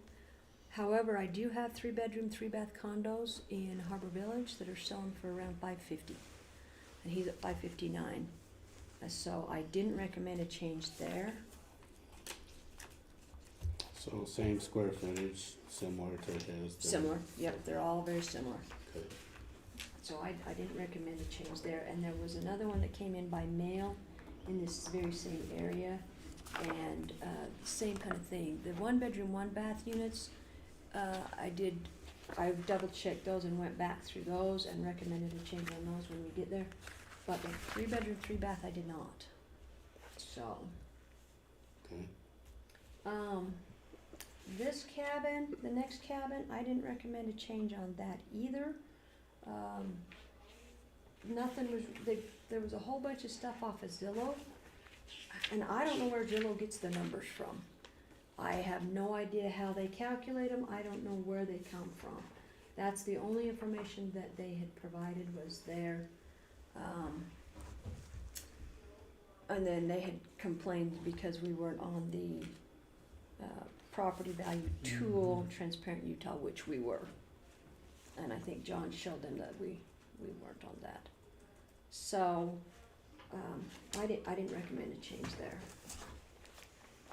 The next one was a little old house, and I did recommend a change, I believe, on him, because this is the house that we're talking about, and it is older house, so I Oh, felt yeah. better about the value after I Yeah. made the change. That's Molten. Yeah, Yeah, that's it. Yeah, Octagon house over there. yeah, I marked it that we yeah. change it. And I did make an adjustment. The land values I pretty much left the same because they're fair and uniform all the way throughout, but that house, I don't believe was a $300,000 house. The cabin, the the next one, we adjusted them the year before. I didn't recommend an adjustment this year. The stuff that he went back and compared to was the sales data that I provided that was showing trends, how things had gone up. And he actually took those and used those, and the sales were two of them in 2020 and one in 2021. Obviously, the market has changed since that occurred. We just had a sell over there of property that's a little bit different than his, but not a whole lot, and it sold for 1.495. So I didn't recommend a change on that one. The next people, they were more, had a lot of questions and were comparing to their neighbors. But again, a Zillow, which I don't know where Zillow gets their numbers from or how they come up with those. And I don't know how accurate they are. They don't seem very accurate with any of the stuff that I've got, or with the sales information that I've been able to study. So they really didn't give us. I marked him because it's so narrow. It is narrow, but I've adjusted for that. Oh, you did? Yes, I've adjusted Okay. for it being narrow. I adjusted it 60%. It's at 60%. No, I adjusted it 60%. He's got 100 front feet, but it is narrow. It's 48 feet deep. on But, the so you average. didn't adjust the, I didn't adjust there because I've already adjusted for it when I put the initial value on. oh, Does that So make like sense? other people were at like 960,000. okay, She adjusted it. So he's already been adjusted for as far as the narrowness. okay. And there again, they really didn't give us any sales data or anything to make a good sound decision off of. The next lady, those 3 lots up in Shundahay, I didn't recommend a change there because we've got sales information that supports what our values are on those. And on the house, there was really no information. I mean, she put down what kind of a value she thought, but gave us no sales data, no anything else. And as you can remember, this one was the house. So, The little patio. You guys make in the driveway. Just step up for just a moment. If you make a motion, let me know. We won't. We're a long ways away from the motion. The next gentleman, the condo unit, these are some of the ones in Harbor Village that were selling for $550. So I recommended a change on him down to $550, where the rest of those were selling for. And there's some that you'll see in the mailing ones that Look were at the that, same. we think a lot alike. Good. I had him marked too. The next gentleman, I didn't recommend a change on him. There was a lot of percentages. I got a question mark. There was a lot of percentage stuff, but really no hard data that showed where we should be, and the ones that, the data that we do have. I went back and looked at the home. I think the home is fair for what's there. I don't think it's gonna sell any differently. You don't think it needs to go up in value? Maybe that's why I got a question Yeah. mark. I didn't go there. You know who that is, don't you?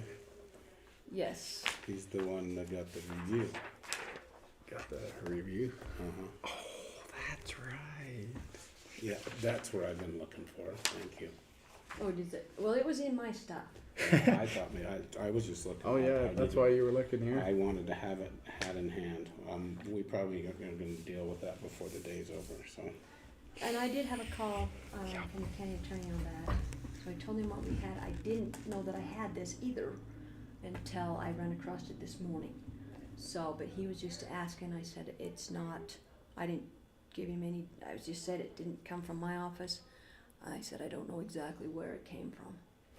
So No change on him though? no. Okay. The next one was our Casey at the end. The first one I did make a recommendation on because I don't think it's worth that much money. But when we did the factor of the land, it went sky high. And so it's steep back in there. I got him starred. So I did on him, I did make a recommendation there, but Okay. on the next two, the 10 acres and the other one, I have not been able to get up to the lot up in the Omega subs. So as far as I know, I can't imagine it being right in the square middle of his property, but I plan to go look at it, and then if there's a problem, then maybe we can deal with it at the next commission meeting. If there's something, if that manhole is in the middle, like he claims. Yeah, are those, I just flat haven't got a chance to go up and look. The 10 acres I think were fair. I don't, So I looked, Kim, it's not in the middle. I mean, I think when he says middle, it's on the back of his oh, property. you saw it. Yeah, it's in a weird spot, but it's Still buildable it's lot. not. Yeah, it's not on Okay, the. so then yeah. I wouldn't recommend a change at all. By middle, he means between him and the next guy in his Okay. backyard. Okay, then I won't recommend a change on that. I wouldn't. Thank you for Yep. looking at that, cause I just haven't had a chance to get out there. And so those the bottom two, I didn't make any recommendations for a change, but the big piece I did. Until we see more of what's gonna happen back up in there. Okay? Any heartburn on any of those? We're all good? Okay, the next group is primary residences. I've got their declarations that they have sent in, and so I recommended a change. So the values didn't change at all, but they got the primary residence, so they went from secondary to primary. she live here full time? They had theirs changed on her. They actually went through the other county assessor, and he Oh. changed them for this year. So even if they I'm don't live here sure. long as they're not counting one somewhere else, it's okay. If they can, if they're here about 6 months and somewhere else about 6 months, then they can Okay. choose. Like I said, our tax rate's one of the lowest. Our values are getting up there, but so, you know, Okay. but I'm sure she's the one that actually had the other county assessor change her, and he sent me notification that they changed her. And I went and double checked, and I can go grab the file if you want me to make sure. But, so that's why on those. Kim Johnson, Yale's sister. Well, like I said, I would have guessed her not here either, but their mailing address is different, but the other assessor did change over to the 23 tax year. So unless you have any questions on those.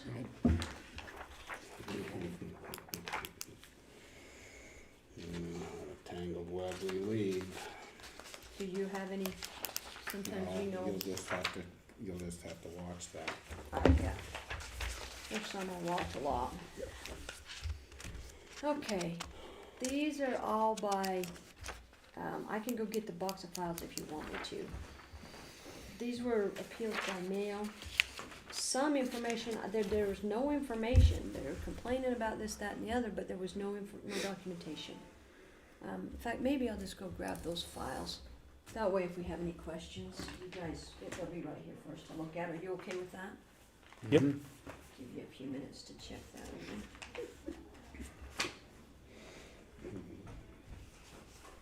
Mm-hmm. Yeah, I got a text too of just not say anything or do anything or let that review. Oh, really? So you have to update us when we're done, Bill. What was the text from?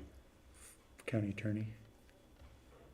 Yeah, but at the point that he's texted, he didn't have any idea we knew who it was. Yeah, he just told me that they're looking into it and I don't need to do anything about it. He'll let me know. Yeah.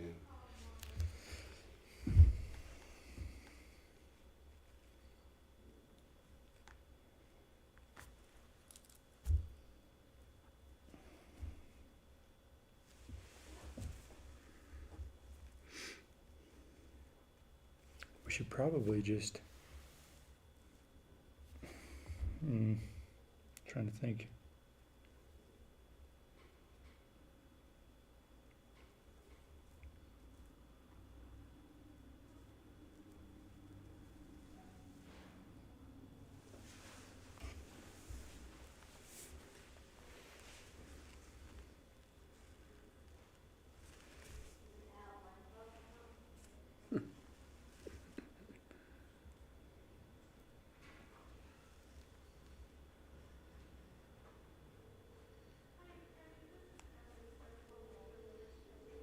Mm-hmm.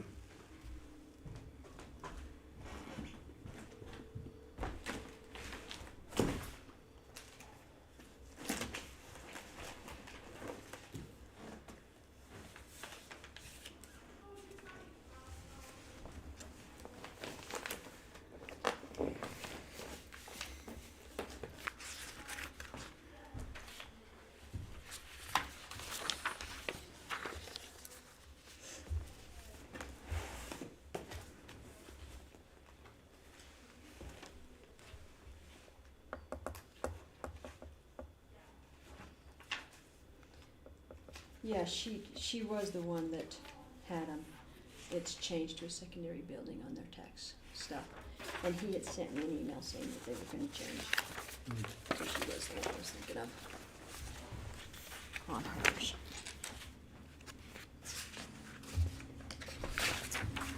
Alright.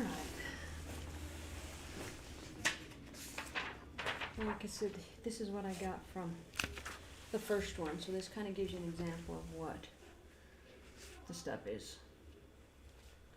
It says the recent appraisal, but there's nothing there except that. And every time it goes up at all, he's whining and complaining every time, and it's like, I'm sorry, but. So there, I didn't recommend a change on here. The Now- problem is You guys can do it, you can tell me what you want me to do. it's not a vehicle. Yeah, That's the problem. It's not a vehicle. let me see this for a second. And appreciates rather than depreciate. You're really good, you're really sure, I mean, cause we could get in trouble. That one, I just Yeah. we just wanna be sure. well, I can go back and check, but he's another one that does the same thing, Who are you talking about? Okay. even if it goes up. This- But Yeah. we can talk a little bit more about it when we get there if you want me to. I can show you what was provided to us. Which was nothing. Okay. So, how do you wanna do this? You wanna just go through them one by one? You Yeah. wanna- Okay. So, well, if you've got no change, so on this one, we've got a current appraisal. What area is that on, this first one down where you've got, it's, Stephen Davies.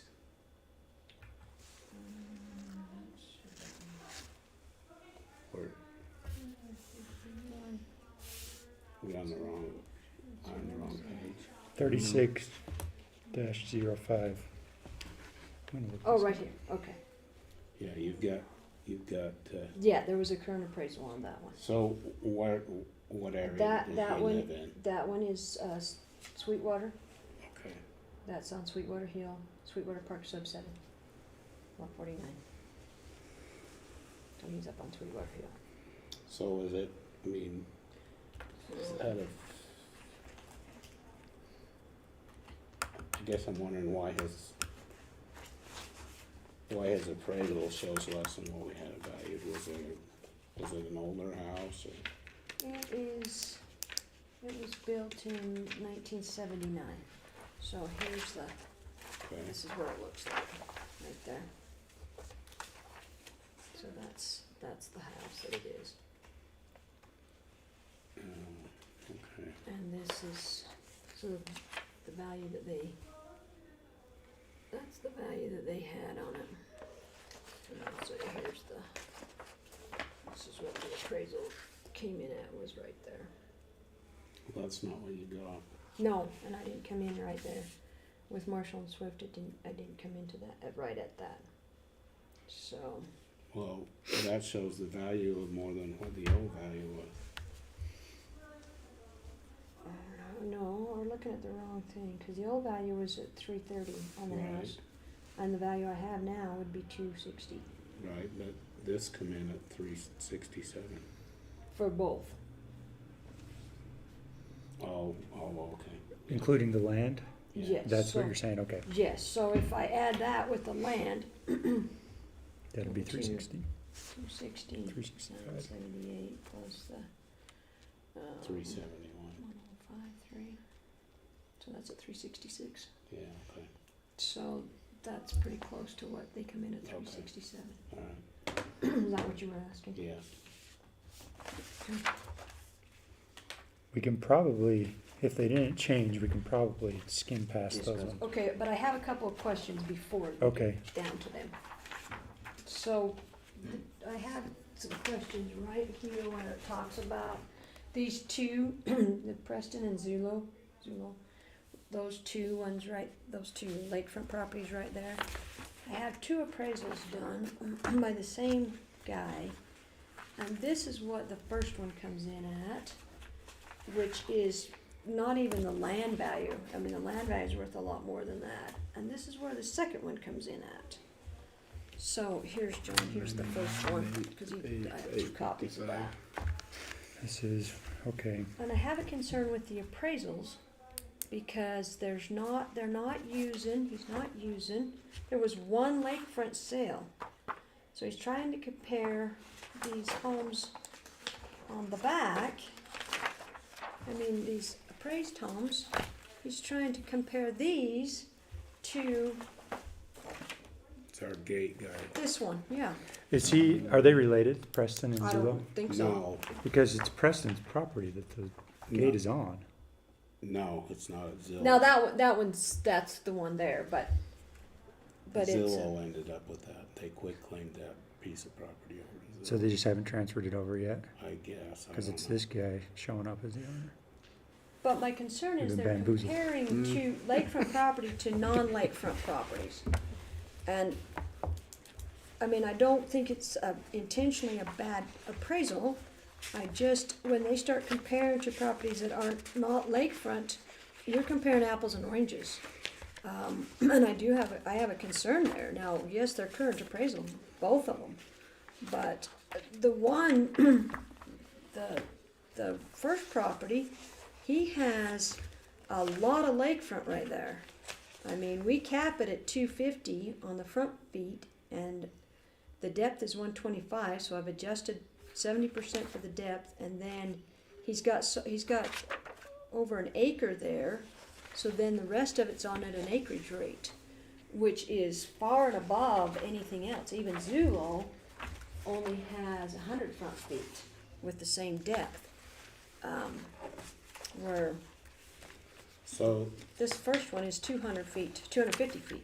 yeah, so this Preston property is Judge Preston's son, Yeah. and he was actually the one that developed all those lots that are right along there. It was his subdivision. Yeah. And he has the biggest lot. By far, he has another house on there, but it's used as storage only at this Yeah. point, or at least that's what I've been understood, Yeah. and has been for a long time. So at this point, I don't know whether to. The house value isn't that much, but with that appraisal coming in that low, I just don't. I think it's way too low. And like I said, they only compared with one lakefront property, and I don't believe the adjustments were even close. So he's saying 855 is his appraisal. Oh, geez. And I've got other properties that have sold for well more than that. There's one little house on the east side that just sold this year for 1.495, and he only had 100 front feet, if that. Who did his appraisal? It's a appraisal trainee, but it was also signed off by the certified Richard Silva. I have some heartburn over where these appraisals came in at. Like I said, I don't think the guy did tried to do a bad job, but he didn't do a cost approach, because a lot of times now the banks don't care to do a cost approach, but, or don't need a cost approach done, but like I said, when they're comparing to homes that are not lakefront, that's a big concern to me. I think we'll leave them where they're at.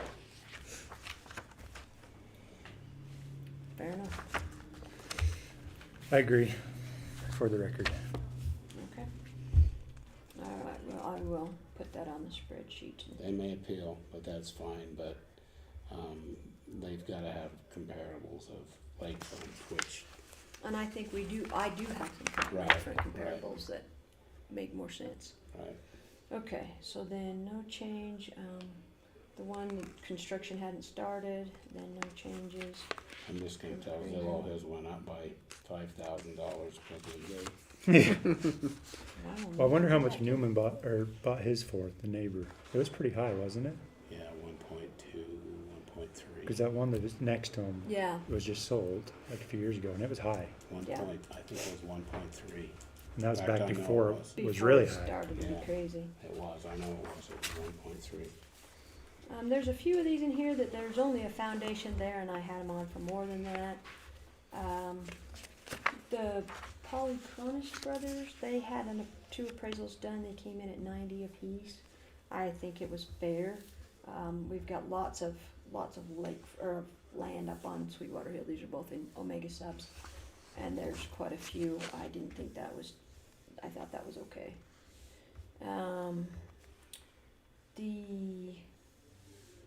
The Croxford home, I looked at that and adjusted that to be more like others. He had 12 comparables, I believe. And so the house value was just more in line with the others. The one with the garage on it, I didn't recommend a change on that one. And then the Munn house, that collapsed during the winter. Only thing there is a storage shed now. Had an interesting one from Miss Borgeson. I better really look at that because he's already called today to see what you made any decisions. Is this a lot? Yeah. So this is over at, so this is, I don't know exactly this because he that's what he put, but I don't know what he was thinking there. But Borgeson. yeah. He's He in didn't. Meadowville area. So then he sent that. Oh, he's not on here? Yes, he is on there. Where is He's He's on down there, Oh, right he's, here. he's on there, but he didn't come in. I guess. Yeah, he didn't come Oh. in. He's up at where, let's see, 3628. So they should be listed numerical on your, do you find him? Yeah. Okay. Okay, so this is what he wants. He thinks that the taxes ought to be $130. Oh, okay. Well, I was like, but that doesn't say tax amount, that says the value. So Well, they're not. so, yeah, so the problem is, But then he said, why are these at different tax rates? Well, the tax rate this is his right stuff. Tax rate's all the same for all of these properties. The problem that I did find is one of his had an AR or a UL code and it should have had an AR code. The value didn't change. The AR UL codes are the same value, but all the rest of them in that area were a UL value. And then he was comparing the taxes and stuff. I looked them up and figured out later that they were the 2022 values that he had over here. So I changed the code on that, but didn't recommend any other change on that. he's in a battle with Rex Weston on this, because the fact that the street goes right through. Well, that was my next question. The next thing here, he went on and on about some easement, right of way, something that, So that would make his property not worth as much. Well, he just says, when are you he gonna wants- take it? He or wants the something. county just to either open it up or give it to him. He wants to know what the intentions are, because here, he's got a strip over here, and Rex Weston fenced it. But he owns on this side of the easement, but Rex Weston said that the county gave it to his dad, and that he could fence it. But he owns over here, and then here's the easement, and then here's his other piece of property. And he says, I can't build here because there's an easement on the plat map. And if you're gonna open that up, then I don't wanna have to tear my house down. But I also want my other piece of property that Rex Weston has fenced in. That Rex claims that the county gave to his dad. And Well, I didn't you know should anything about know. that. We didn't ever give anything away, period. Do you know where this is at? Yeah. It's across the road from their house. Well, Theron's house. no. Well, it is and it isn't. The easement is, And he might, he's got a map. has he got a map? And there might be another, I don't know, he's got a couple of them, I think, cause I think this one was showing. Is it showing easement? I don't know, maybe not. Anyway, he was, Okay, so here's the easement, right here. This is where Rex Weston's fenced. This is where, Rex's, no, Rex, his mom and dad lived. Theron. This is their piece of property. And he claims that the city, or the county, gave, and Rex fenced right down here. He claims that the county gave, his dad this piece of property on this side of the easement. And what he's worried about is because the easement goes through the road, you know, the road goes all the way down this way, and it's a developed road until you get to right here. But the map shows that there's an easement that goes through there. Like I said, he was referring to that, but that was that kind of out of the jurisdiction of the Board of Equalization. Yeah. It may be a commission meeting issue or a civil issue, but it didn't meet the requirements. I mean, it was out of the, it's not a BOE decision as far as the easement. But he did go off on a paragraph in there about it. And they're both the same tax ID. I'm just trying to figure out what he's talking about when he's got all these other tax IDs on here. Well, he's comparing to all of the neighbors and things, and where the, I don't know, because like I said, he says that there are different tax rates. Well, they are the same tax rate. Well, but aren't these all his? Has he got all four of those? I know he's got 41 and 50. Don't think he had 16 or 40. 'Cause he he's got, doesn't have these two. Right, he's got comparison parcels on them. Yeah. He's got .25. He might have 16 and 40. I can go look for you. Well, I'm just trying to figure out, it's kind of a mess. He bought it from, and that was the other thing. So, That other map might show the ownership in that. he bought it from Bart McKinnon, and he claims that, well, Rex claims that Bart McKinnon told him that he could have all this property on this side of the easement. So I don't know. The problem is the easement, the way the easement is set up, there's no taxes being paid on that easement. Just like the other easement down here that we're arguing about that those guys fenced off. Those are not included in the property parcels.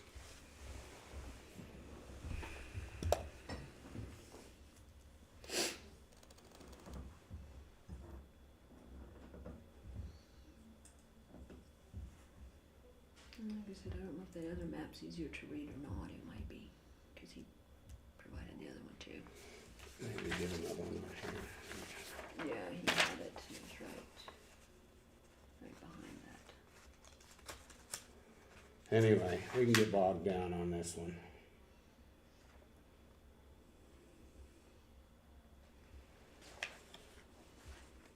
But there was some of the stuff that he pulled out as comparable, and this is the one that should have been AR and not UL. And this, I corrected that, but the value stayed the same. It didn't change the value any. Taxing percent. Anyway, it's been an ongoing thing.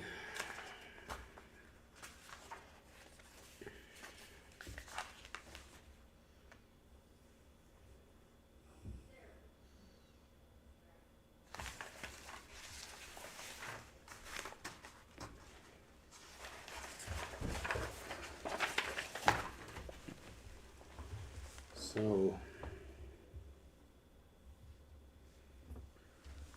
don't know that I can even. So there's This is the main Willis's. road coming up. And then, so they should be right in here, there, and his house should be right in here somewhere. I think it's probably right there where Right. those long lots are. But it's hard to see on that small plat map. Actually, I think it's right here. I think this is here, and this is a street, and it runs right through there.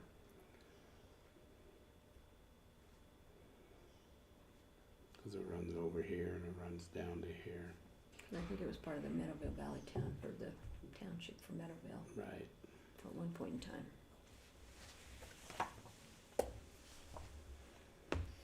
How much are these squares? 40.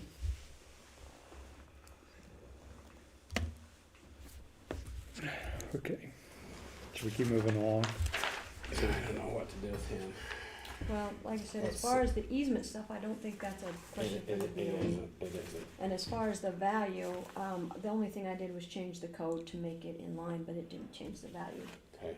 at all, so. Alright, so let's see.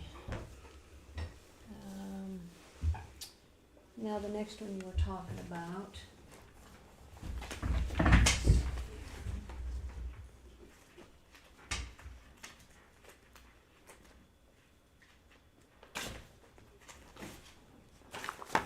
This is what I got from him.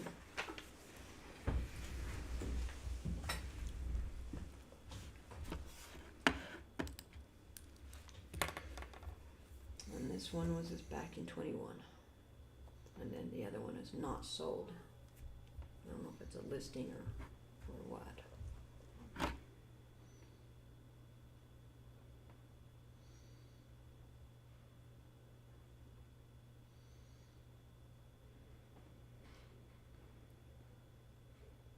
And it's his house, but it's in his mom's name.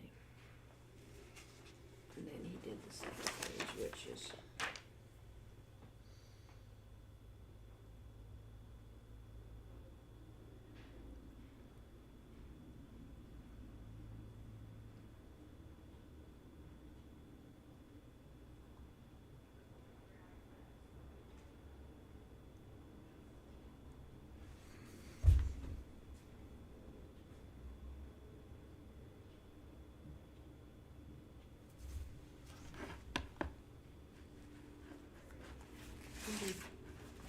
It's his mom's handwriting. well, let's see, this house was built in 2008 with the garage added on to it in 2010. So it's not old. But it's not brand new either, and he's still quoting the cost to build. Well, things have gone up since the cost to build since 2008. So at this point, I didn't recommend a change. That was like an all-time low was 2008. And this is the house. I mean, he said the second story is not finished, and I think I have a camera for that already. So, Yeah. and it is a modular house. Manufactured house. Yeah, modular because they put it together there on scene, but it is a two-story. And then It's a he nice added the home. garage, and then there's the big shed in behind. But it can't stay at the cost to build, because if he was gonna sell it, he would sell it for what today's market is doing. At least, you know, in my experience, that's what's happened, is they don't sell it for just what it cost them way back when they built it. He'll get a lot more for it now. And there's not a lot selling around Laketown. There people are hanging on to it, they don't wanna sell. And he's right about that, but, you know, that doesn't mean it's not, doesn't have value either.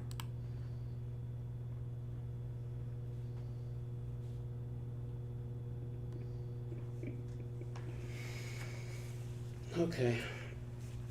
So, no, that's, you know, I said, that's my recommendation, but you guys are, you know better than I. No, we don't. Actually, yeah, you do. Okay, oh, let's, okay, yeah, we haven't got to him. Let's see, the next one, I made a little bit of a change on Nelson Bear Lake. And he is a bit he had a, he's got a,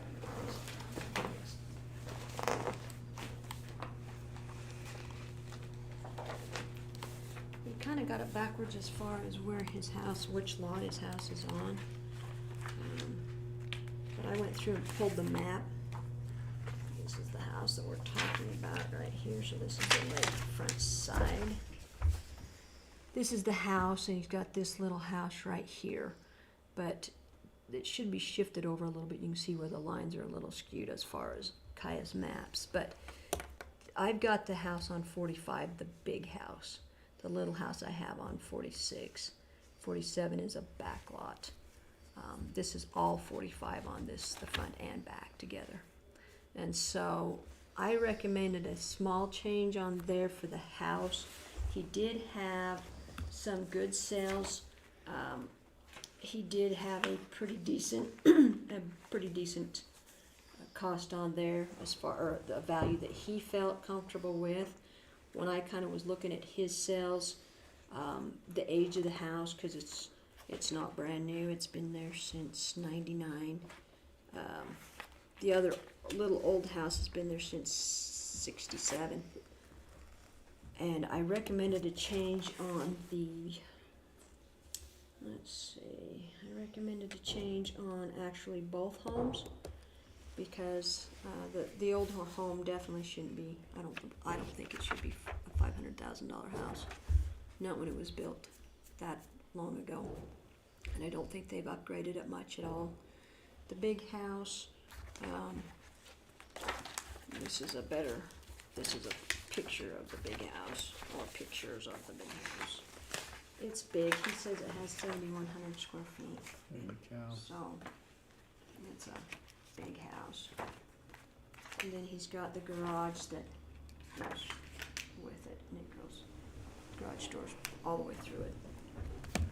So, but based on what there's one that has kind of further away one. Based on what he has provided, I felt comfortable making those two changes there.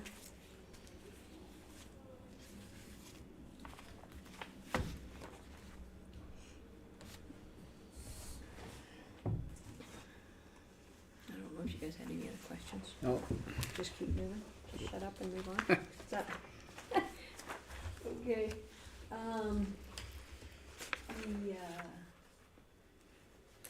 The one house, the Sanders property, that one is still under appeal. I have not heard anything back on that one yet. Cisco Properties is the same way when you get down just a little further. The Carol Joy Enterprises didn't really submit any information, more complaints, but I can't really use that a lot. so when you say under, or appeal, do you mean from last year? Yes, Okay. yes. We have not got those resolved. I was trying to think if they're last year or 2 years ago. I think they're last year's. Which ones? The Cisco? Cisco's Yeah, and was it Sanders. last year? Yeah. They're still, I still haven't heard. I did hear on Douglas Whitney, they upheld my value on that. And the other one, the Grays, they upheld my value on that as well. Good deal. So I'm just waiting to hear on the Sanders and the Cisco properties. Donna Cameraman, she's got that little old house there by the old KOA across from Lakota, and it needed to be adjusted. It's old, and I think it was built in the 1920s, part of it. So I made On the an west side of the road? Mhm. A little square house. She's this one. Some of these, I had some little problem children that were kind of here towards the end that I was trying to go through their stuff. That house. Trying to think of where that is. It's right. Oh, okay. It's right, basically right across from Mhm. Lakota. And then she had given pictures of foundation and cracks and Wonder if they show these when they're trying to sell them. these pictures. No. The pictures of the cracked foundation And there's and the stuff. the old carriage house, which I had it as a garage, but I've since taken it off. That was part of the adjustment. As I took it off, it's not usable. Yeah, So, pretty much crashed. but that is an older house, and I don't think it did sell for $400,000. So that's the adjustment I made on her. Let's see. Didn't recommend a change on Scott Sims didn't do anything. Okay, there. he's weird. Look at, this is what he sent me. This is what he sent with this letter, a lot like normal. Then his questionnaire back, which I sent, which that was nice. And then he sent all of these. I mean, there's no, we sent him a request for review and we still never got it back. And then he sent these things. Our cabin. This cabin, the neighbor's cabin, one of their neighbor's cabins, which is a whole lot different. Here's this one, but I can't verify a sale on that one. Here's one that's rented, which I don't, but they're not even close. I mean, here's one that's more like his cabin, but we don't have a picture of that. He has a nice printer. So, that's what I got, and then I'm gonna go back to there and you can read that.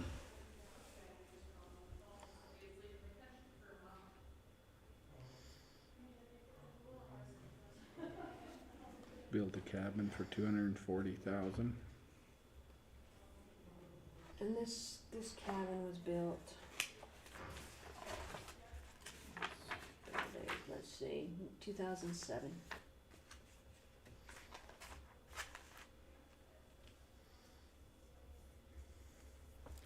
I hate when they end it threatening.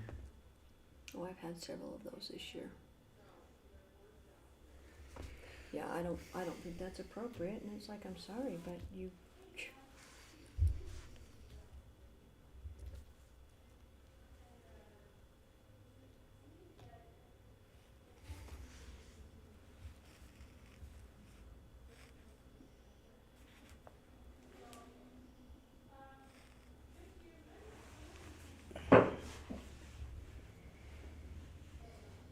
And he's where at?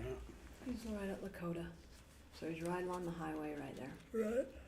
Basically kitty cornered from, Did he come up with that's his house, that's what. how bad the traffic is? Or? Yeah, there's a paragraph in there about numerous accidents. And his being the last lot to be sold. We have very That's low been- parking, difficult getting in sometimes. It only costs a total to build with a lot of 150,000 camper villages across the street. So he's directly across from like Troy Peterson. Camp World. Right. Yeah, he's in that Lakota, he's that, as you It go is so in the gate, it's noisy to try right to there. try to sleep in that by the road. We've had to adapt however we can. I mean, No wonder you can't sell it. that's it.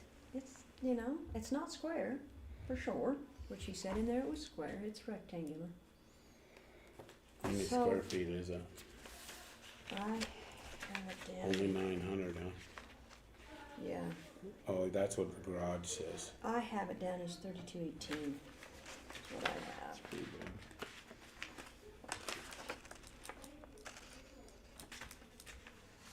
$2,000 he got.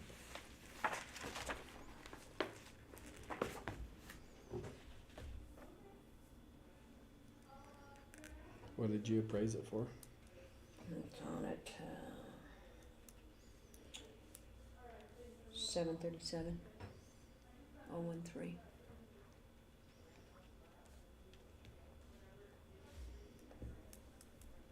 It's way overpriced. And there was somewhere he mentioned he just wanted to, let me see, that was on one of those, something, he just wanted to get through here so he could go to the state. But he's gotta provide some kind of, If this is not reduced, we will take this appeal and request an appeal hearing to Salt Lake City. That's what That's they've what we've advised. been advised to do. We hope we don't have to. I was looking on the computer today, some of the comparables, those cabins were 450 but he to didn't provide 550. any deal, anything. I believe the value between 400 to 500 is at the very highest. These are just our cabins value. And like I said, it's whatever you guys wanna do. I actually did a dismissal letter because there's no evidence. There was actually no nothing to give you any kind of a to, any evidence to make a decision on a good, solid decision. But, whatever you wanna do on him. Like I said, I'm at my wit's end with him, I don't know what to do. We send him a request for review, we don't get anything back until the very last minute, and then he sends us some of this stuff, and it's like, oh my word. And he will go from being super nice to threatening to crying, all within 5 seconds. But I did a dismissal letter because there's no evidence here. Which if I do a dismissal letter, he can't file an appeal to the tax commission because he's got to provide some evidence here. But if you'd rather me do a decision letter, if you want me to take a look and come up with a different value, because he has gone on and on and on.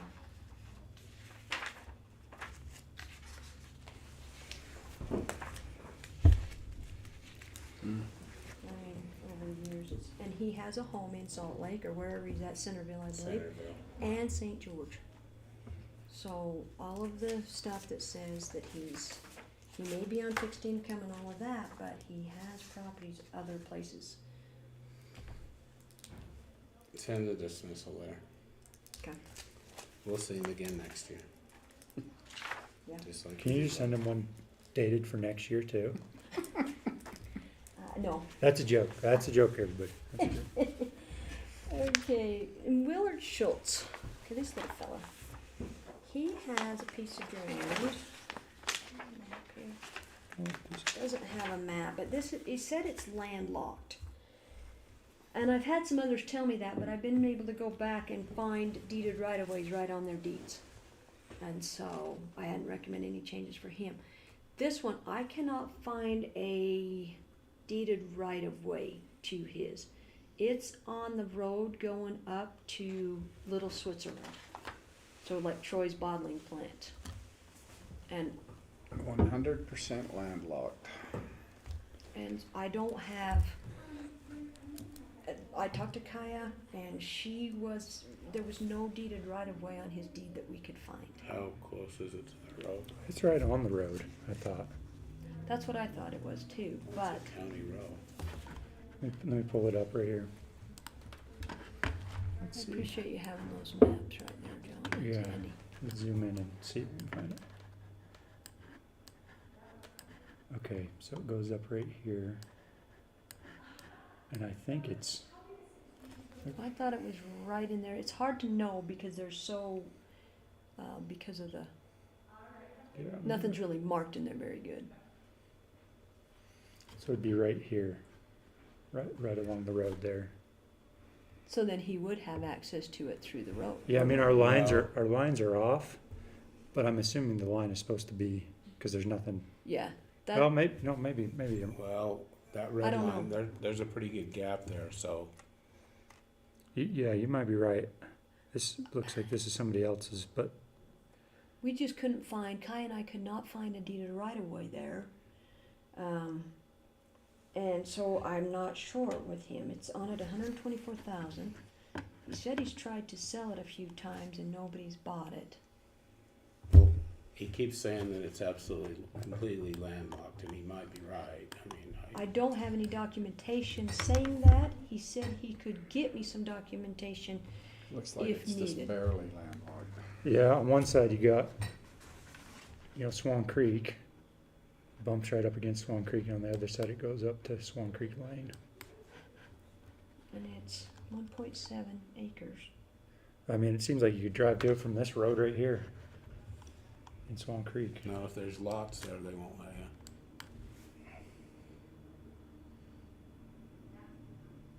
And that goes down off the hill right down there. It would go down off to the hill. But like I said, this one I'm not familiar enough with this to even give you a recommendation. Yeah, it's hard to tell because our lines are so off. Like right here, there's nothing. And There's our no- lines are off, I know that. Well, hopefully they're working to get that maybe corrected.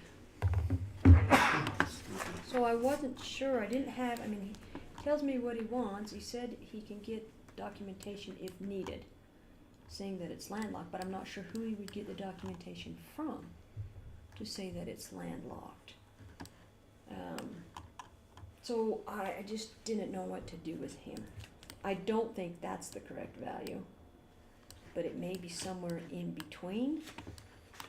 But I have no documentation in my file even that says that there should have been any How many acres is it? 1.7. He said it's a non-buildable piece, but It's 1.7 acres and we've got 124,000. yeah. This says it's 7.5 acre, or 7.5 acres. I could be wrong. That may be the wrong piece because it's a small piece that's in there. Jeez, I can't tell.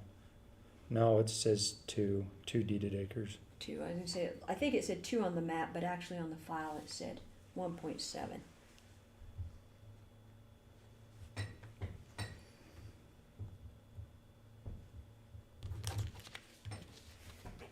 Again, at the point on the center line of Hodges and Garden City Canal, 260 feet west, boundary line, the center line of said canal.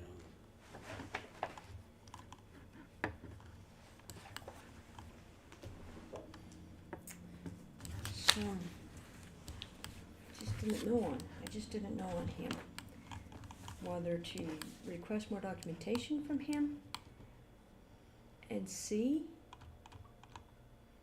Well, he's got a note on there, then I think probably you need to request where he says, Request it. if he's gonna claim landlocked, you need to request it. Nothing described on his deed, correct? Nothing, there's no right of way, there's nothing that describes that. And as on any deeds. of the other deeds, Not that we could find. okay. So I can request more documentation from him and see what he provides. And then if we need to revisit it, we can do that. I think you better. Do that, because I've got another one I've got an issue with as well, so. Okay, so the next one's,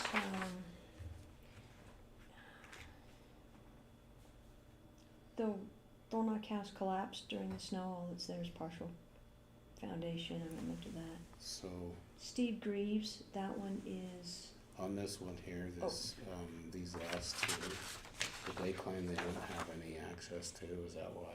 yes, said it was landlocked, but there is a deeded right of way right on there, On their deed? on their deeds. Okay.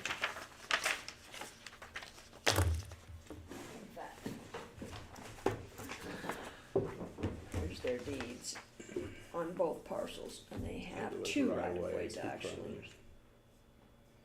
20-foot right away, okay, good, There's actually 2 right of ways on there, so that's why I okay. printed that and said it was, see the deed because So all three of those. it has deeded right of ways. Alright. Let's see, the Steve Greaves, that one is, I think that's Skinny L's house. We still have 5 more pages. Some of them are That's what, World Mart, we can go through them God. pretty fast. what's his name, Skinny Al? who was married to Myrna? Cody Lutz. He called him Skinny L. Had the house next door. Don't you remember Cody Lutz? Oh yeah, I remember Cody Oh, Lutz yes. really well. Cody Yes. Bell. Cody. That's what he called him. Called him Skinny L. Man whore. Because it was. Can't remember his name. That's just what Ellis Lutz was his name. So. Anyway, he sent pictures. It's an older house, and it definitely has some issues with the outside and things. But he sent pictures saying it's water damage and stuff. But I'm not seeing anything in here showing water damage. I'm seeing a light missing, which may or may not. The outside looks atrocious. It needs some upgrades. I'm still not seeing anything no ceiling falling down, things like that. Obviously, it has been neglected for years. That's what the outside looks like. It is lakefront. they've got pictures of this, and I wasn't really seeing a whole lot of water stains. I'm guessing that's gotta be the roof. There's the decking. Sorry, John, can you see these? I can okay? see. I'm sorry, I'm kind of more Yep, for you're these. good. So, There's the doorway, 768,000 for the lot, which is lakefront, okay? and so So it looks like you've adjusted it down I about. have. I've adjusted it down because I think it definitely needs to be adjusted down. I don't think it's worth what we have, Okay, but that's why I adjusted it down, is because I think it needs some attention. I think that looks good. So, the next guy, he's right next to our buddy, and, I didn't recommend a change on him. This was, he's right next to, this gentleman. And so these houses are all non-lakefront properties. His is a lakefront. It used to be part of the old Jackson place. So, and I think he's fair. I don't think we're out of line with No, where we're at on his place. So, I didn't recommend a change on him. Harbor Village, him and the Martha Bullock, they didn't think it was worth what they said. There was no evidence at all. okay. Dream Developer, same thing, no evidence. Clear down to, let's see, the condo unit. I didn't make a change on the one, there was no evidence. The Meekum and I changed her. I did not change the parish because the townhome ones are the ones that are at 550 that were at 701. There's multiples right there in the 08 there, and 10s and 12s. And I recommended we adjust those down to 550 because that's what they're selling for, they're a 3-bedroom, 3-bath. Okay, So the other ones in between I didn't. The Worldmark ones, now that's it. They sent this. This is what Worldmark sent to us. Appeals, but no info. Absolutely no info. that's just what they do every year. Every single year, so I dismissed them. Okay. Because there was no evidence, no nothing, so I did a dismissal letter. So that's all of those. There was condo unit, the one that's Sampson, that one was was one of the townhomes that should have been adjusted. Nothing on the rest of that page. We're down clear to Christofferson, and no evidence there.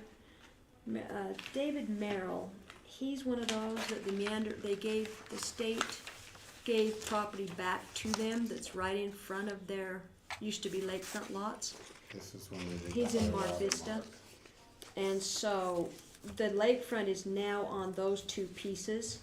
They're smaller, but that's where the lakefront is. It's right in between. So I valued all of it together and then just split out the value of the back lot on where his house is, and the value of the lakefront part stayed on the front. Those are his two. So I didn't make any changes on that one. No evidence. The Verify Express, that's Jimmy Rasmussen's house. And so they bought it, they just recently purchased it, so I changed the value down to a salvage value on that trailer, because in her information she said it smelt like cat urine. Where's this one Jimmy Rasmussen's in, at? Oh. you know where, yeah. Oh, Did you go sniff to make sure? I was on search and rescue with him, Yeah, there's, and yeah, he Yeah, had a lot that- of cats. nobody will even move that for him. They were talking about even, to redo it or something, and I assume they'll, More I just power. put a salvage value More on it power at this to 'em. point. No changes on the next one. The Joyce Bueller, hers collapsed during the snow and it's gone. Didn't recommend a change on the next two. Rod Stewart, I didn't recommend a change on his. Let's see, I did recommend a change on his one piece. It's real narrow right next to his piece where his house is. I think it's like 28.5 feet wide. So, and I had not adjusted that because due to the width, so I did adjust it on here. So that one I recommended a change from 192 to 139. And then the house and land I left alone. Leonard Arave, same thing. He has a little narrow strip, and I hadn't adjusted it. It's lakefront. Those two are both lakefront. But they're not buildable either one. I don't believe, because the other one is like, he's like 20 feet wide, Yeah, it's not very long. or 16, somewhere right in It's there. long, but it's not. The next grouping, the 41, 21, 43s, those are all in Lake Meadow Lodge condos where the trucks keep running into. Semis right there at the intersection. Those, they did have some sales in there, so I did go with some recommended changes on those. They are different sizes, some are 2-story, some are 1. I did recommend a change on those. The Michael Crockett garage, I did not. The next guy, no changes, dismissed. Ron Mosman, he has a garage. They got it backwards because he said it's on the other lot that the house is on, but I pulled up the aerial photo and we figured out exactly where the garage is. But it has no living. It's got a place that could be an apartment above it, but it's just open and not done right now. It's just straight garage. So I adjusted that to have no living in it. The next one's no change. Pickleville Properties.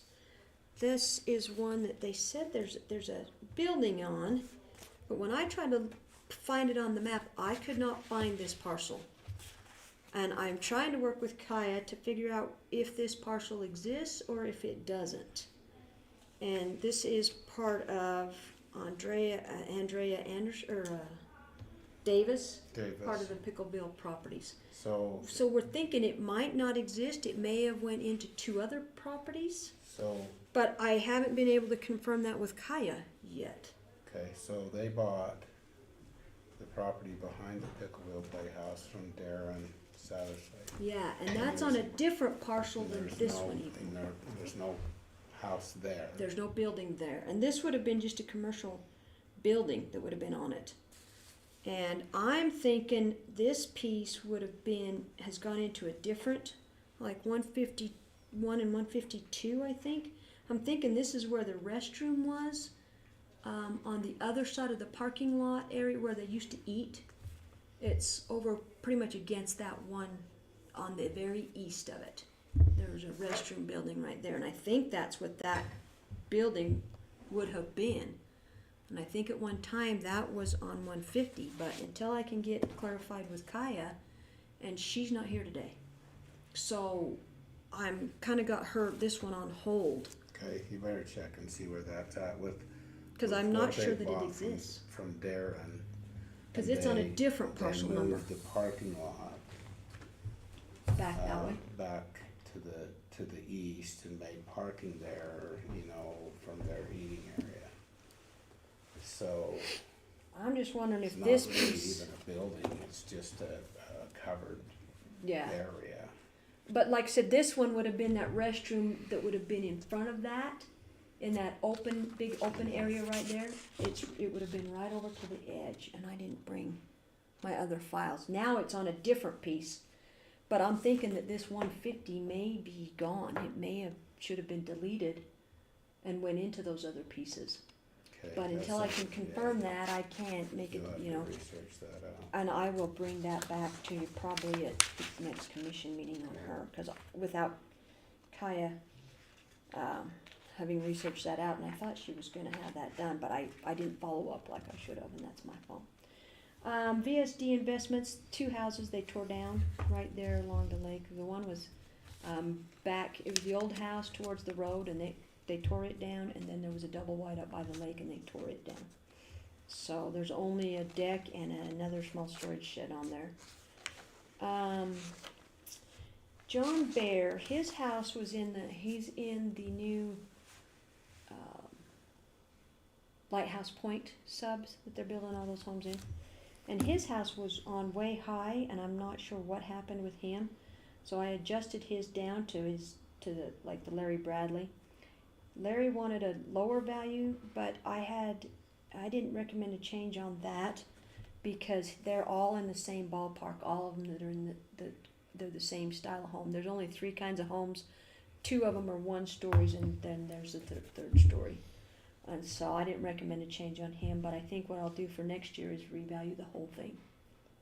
Because a lot of those weren't done yet even. The Everson, that's a house that's back, if you go back in behind, like you're going to, it's in, way back in behind,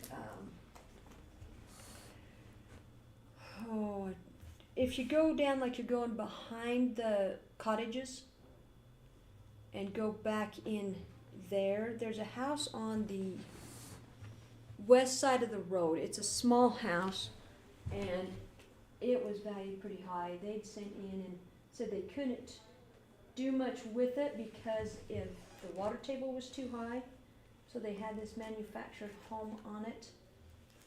And I recommended a change on that one. This is the house that's there, and I think they're redoing the deck on it. It's just a manufactured house. It's been there for a while. There's no lakefront there. It's not that far lakefront. down there. So I recommended a change on him. Sweetwater condo, but there was no evidence. Lindquist, I think he's in the ballpark. He's got a very nice big house back in behind. It's been there for a long time. The multi-resort owners, the same thing. They provided no evidence. Nancy Lyon and Nicholas Wright, those condos I did recommend an adjustment on. Those are 1 bedroom, 1 bath condos in the, right there at Ideal Beach. And I recommended a change on those. They did provide data as well as Mark Russell. I changed his as well. It's in the same situation.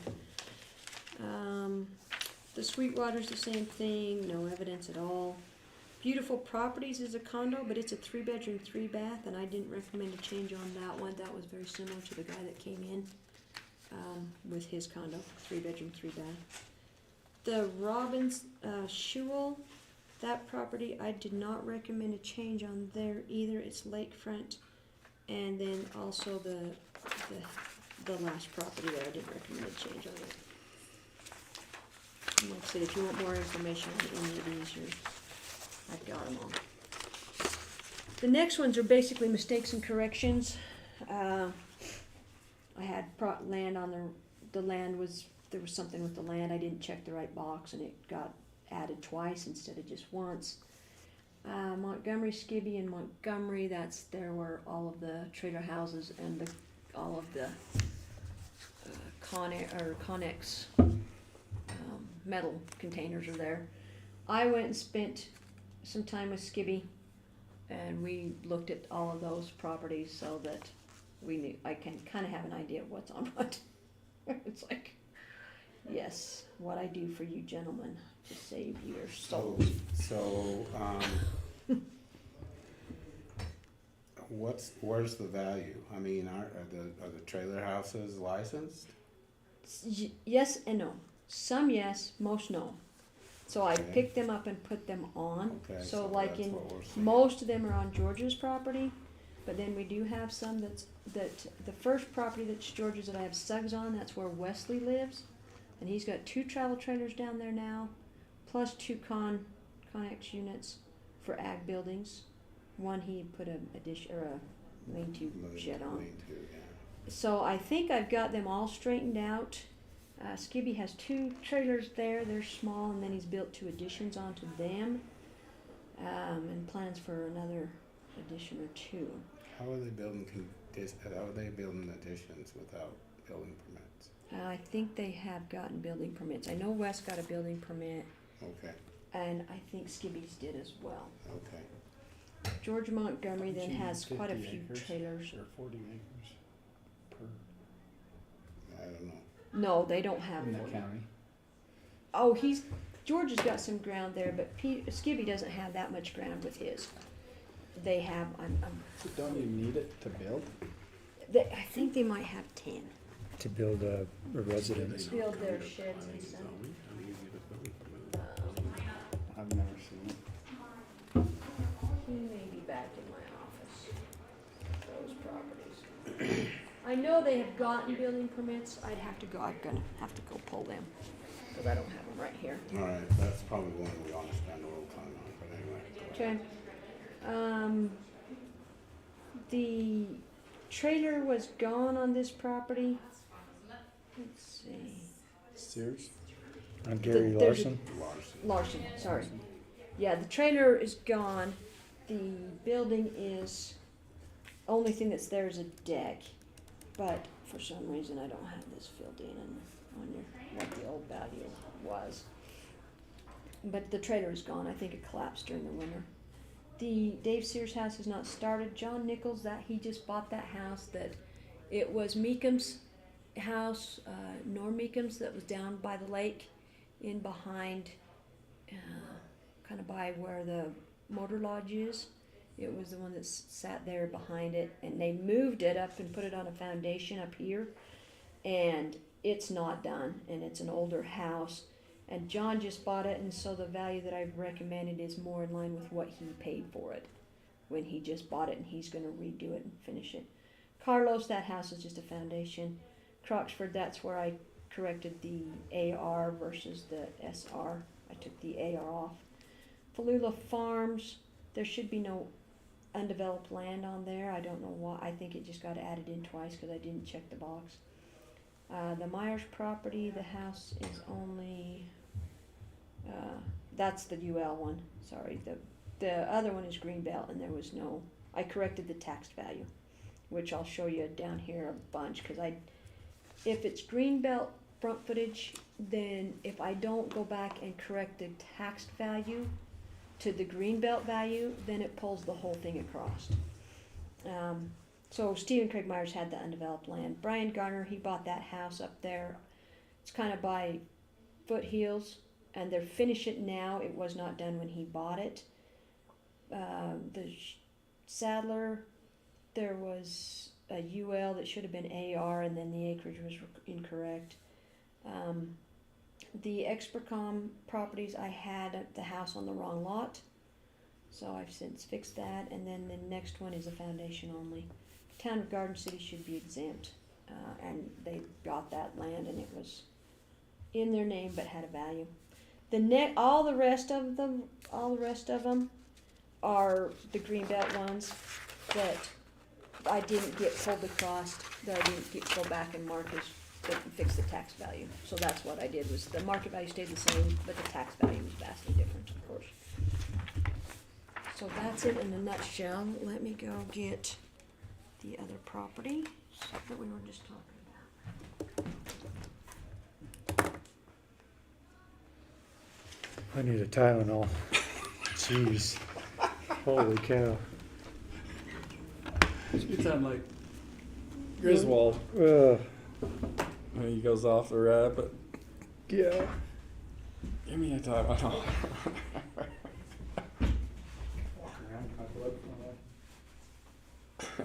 That's a lot of work.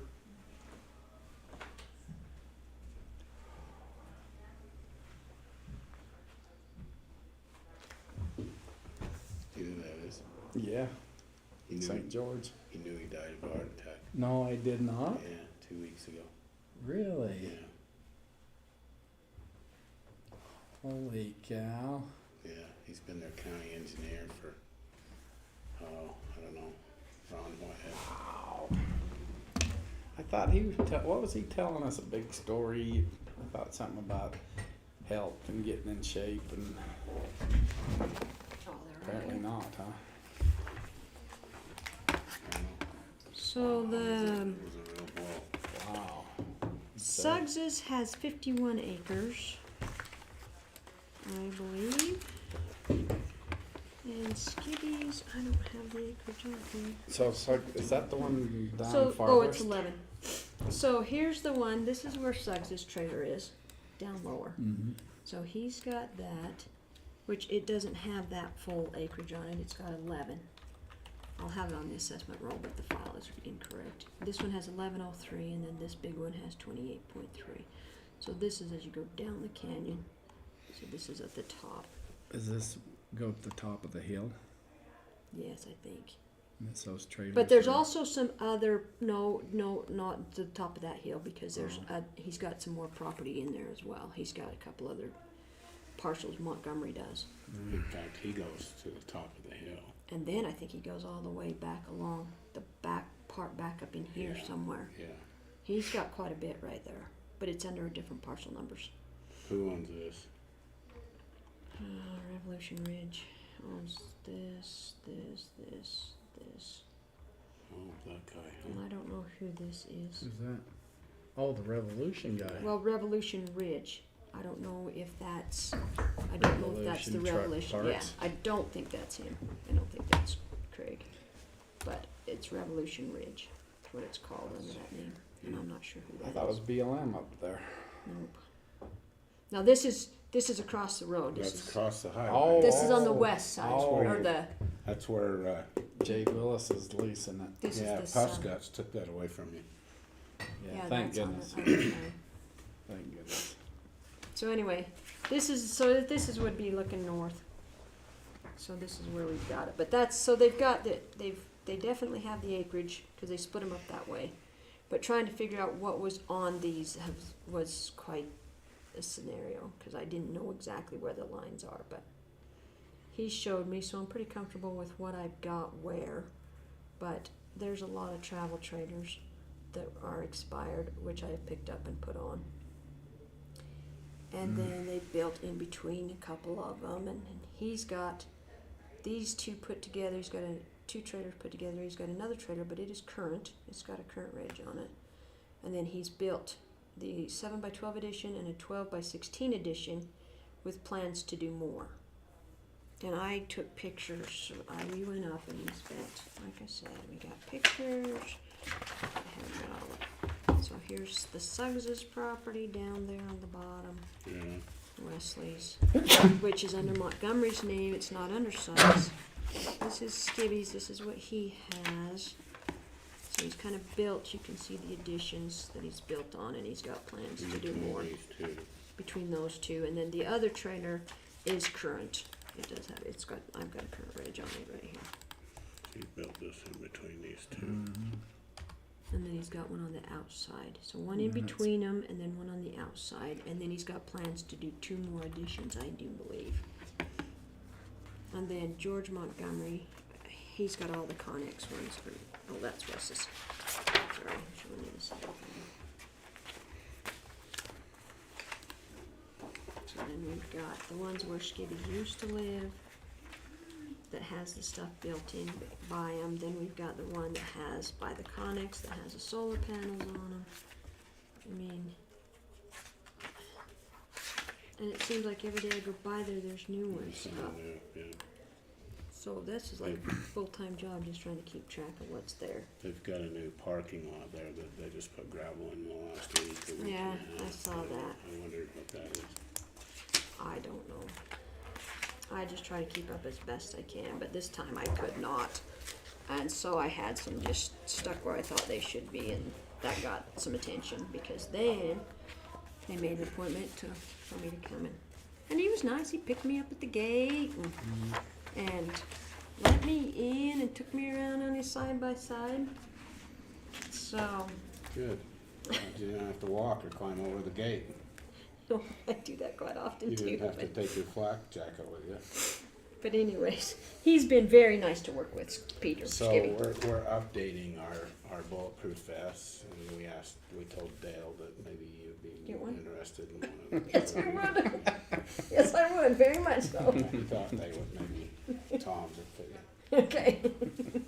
Yeah, 'cause it's kind of getting to that point at times. I'm not sure what I'm walking in on. And I That do, would be scary. sometimes I do crawl across the fence, but there's some stuff up on mine that I'm trying to pick up with aerial photography because I'm not walking in on a marijuana grow or something back in there. Right. And some of it you don't know how far you gotta walk. Now if we're up there on the search and rescue and we go by there on the snowmobile, then I try to, Get a drone. I need to, Where are you talking about? Down Curse Creek? yeah. There's some of those homes that there's locked gates and I haven't been down to get current pictures. I've been gonna get down in behind there, but I haven't done it yet, cause I'm not sure, I mean, they're big pieces and I don't know how far down the homes are. We gotta get, Some of it I've got picked up, most of them, get but Joey Stockton I don't or have a- run his drone over there for you. I ought to even have him, Cause he Take could some get a pictures. picture and have the size and everything. yeah. Cause like I said, I've got, most of them have gotten building permits, but I'm not so sure that there's some stuff that's missed up there. I've tried to look at the aerial photography, but to get in and get measurements and current pictures. A few years ago, I sent a letter to the people that I had found and stuff, and asking them for information and pictures, and I got quite a bit of stuff back, but I'm still not convinced, but I don't know what I'm walking in on back up in there. So, There's no marijuana grows. What if, I'm not even gonna go there because I don't know that. what if you send, I'm gonna get on Weston. Sorry, those must, what if you, Oh, yes. send out a letter for Greenbelt and some dummy goes past the date? As long as you get it back to me, I'm not Comes concerned. out, just take it out for a year. Get it out. 5 years worth of Five rollbacks, and then rollback. after 2 years of continued use. It's not what you she go back said. in. Not what she said. I have been so busy with this other stuff, I haven't even got back to Greenbelts. So, most of it is just trying to get them back. Because that's my biggest thing is I need to get them back. Most people, they do qualify. It's more problem to pull it out than it is to just have it signed up. So, but I haven't resent them in a while. So, until I resend them, you're probably okay, if you'll get it in. Like, if we get done in time, I'll come and Do it, do it. okay. I make a Usually it's- motion that we approve the changes and corrections as well as the dismissals as well as the no changes on each of the properties that have submitted appeals. second that. Okay, moved and seconded, that motion that he just said. Many Changes, paragraphs. corrections, dismissals, and no changes on each properties that have submitted appeals.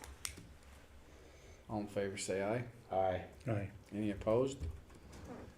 That Aye. motion was unanimous. I make a motion that we authorize the assessor to use the, oh, maybe you don't have one. I do. You do? Use the stamp to stamp each one of the letters that will go out. Actually, they're digital signatures. Oh, a digital signature. Second that. Moved and seconded. All in favor, say aye. Aye. Any opposed? I don't know if that was a real motion or not. It was, Okay. thank you, because I need to use his digital signature as the Oh, chairman. okay. And Annalise's, so, So and you guys are Reisner both just stamp are good stuff? with that. It's not a stamp, it's a, they used to have to sign the letters, each one. Mm. Norm was in here for That would be hours when you're horrible. signing letters. But since then, we've used digital signatures and it's a lot better. I thought it was a stamp, but anyway. Yeah, digital signatures, so as long as you guys, anyway, Annalisa said she was okay. Yep. As long as you're okay, then I will get those. I've got a lot of the letters done, I just trying to get them proofed, and then we'll get them sent. And I'll get the changes all made and corrected, and then those couple that I will bring back at next commission meeting, because I just don't have an answer for you right now on those two. Willard Schultz and people. Well, that's out of all of them, and we only have two to double back on. That's pretty good. Can I make a copy of this? I was just gonna keep a copy of it, or do I need to keep a copy? Am I safe to not have a copy? Do I need a copy? I don't know. Okay. Tell me exactly which properties need to be on the next one. The Pickle Group properties, where's the Okay. So they're highlighted on your spreadsheet. Do we have minutes to approve? Probably not. Yeah. So these two, Okay. we put, So are we done, Chairman? I'm just looking here, yeah, So- I think so. Okay, so this. I'll make a motion. Second. Moved and seconded, we adjourn, all in favor, say aye. Aye.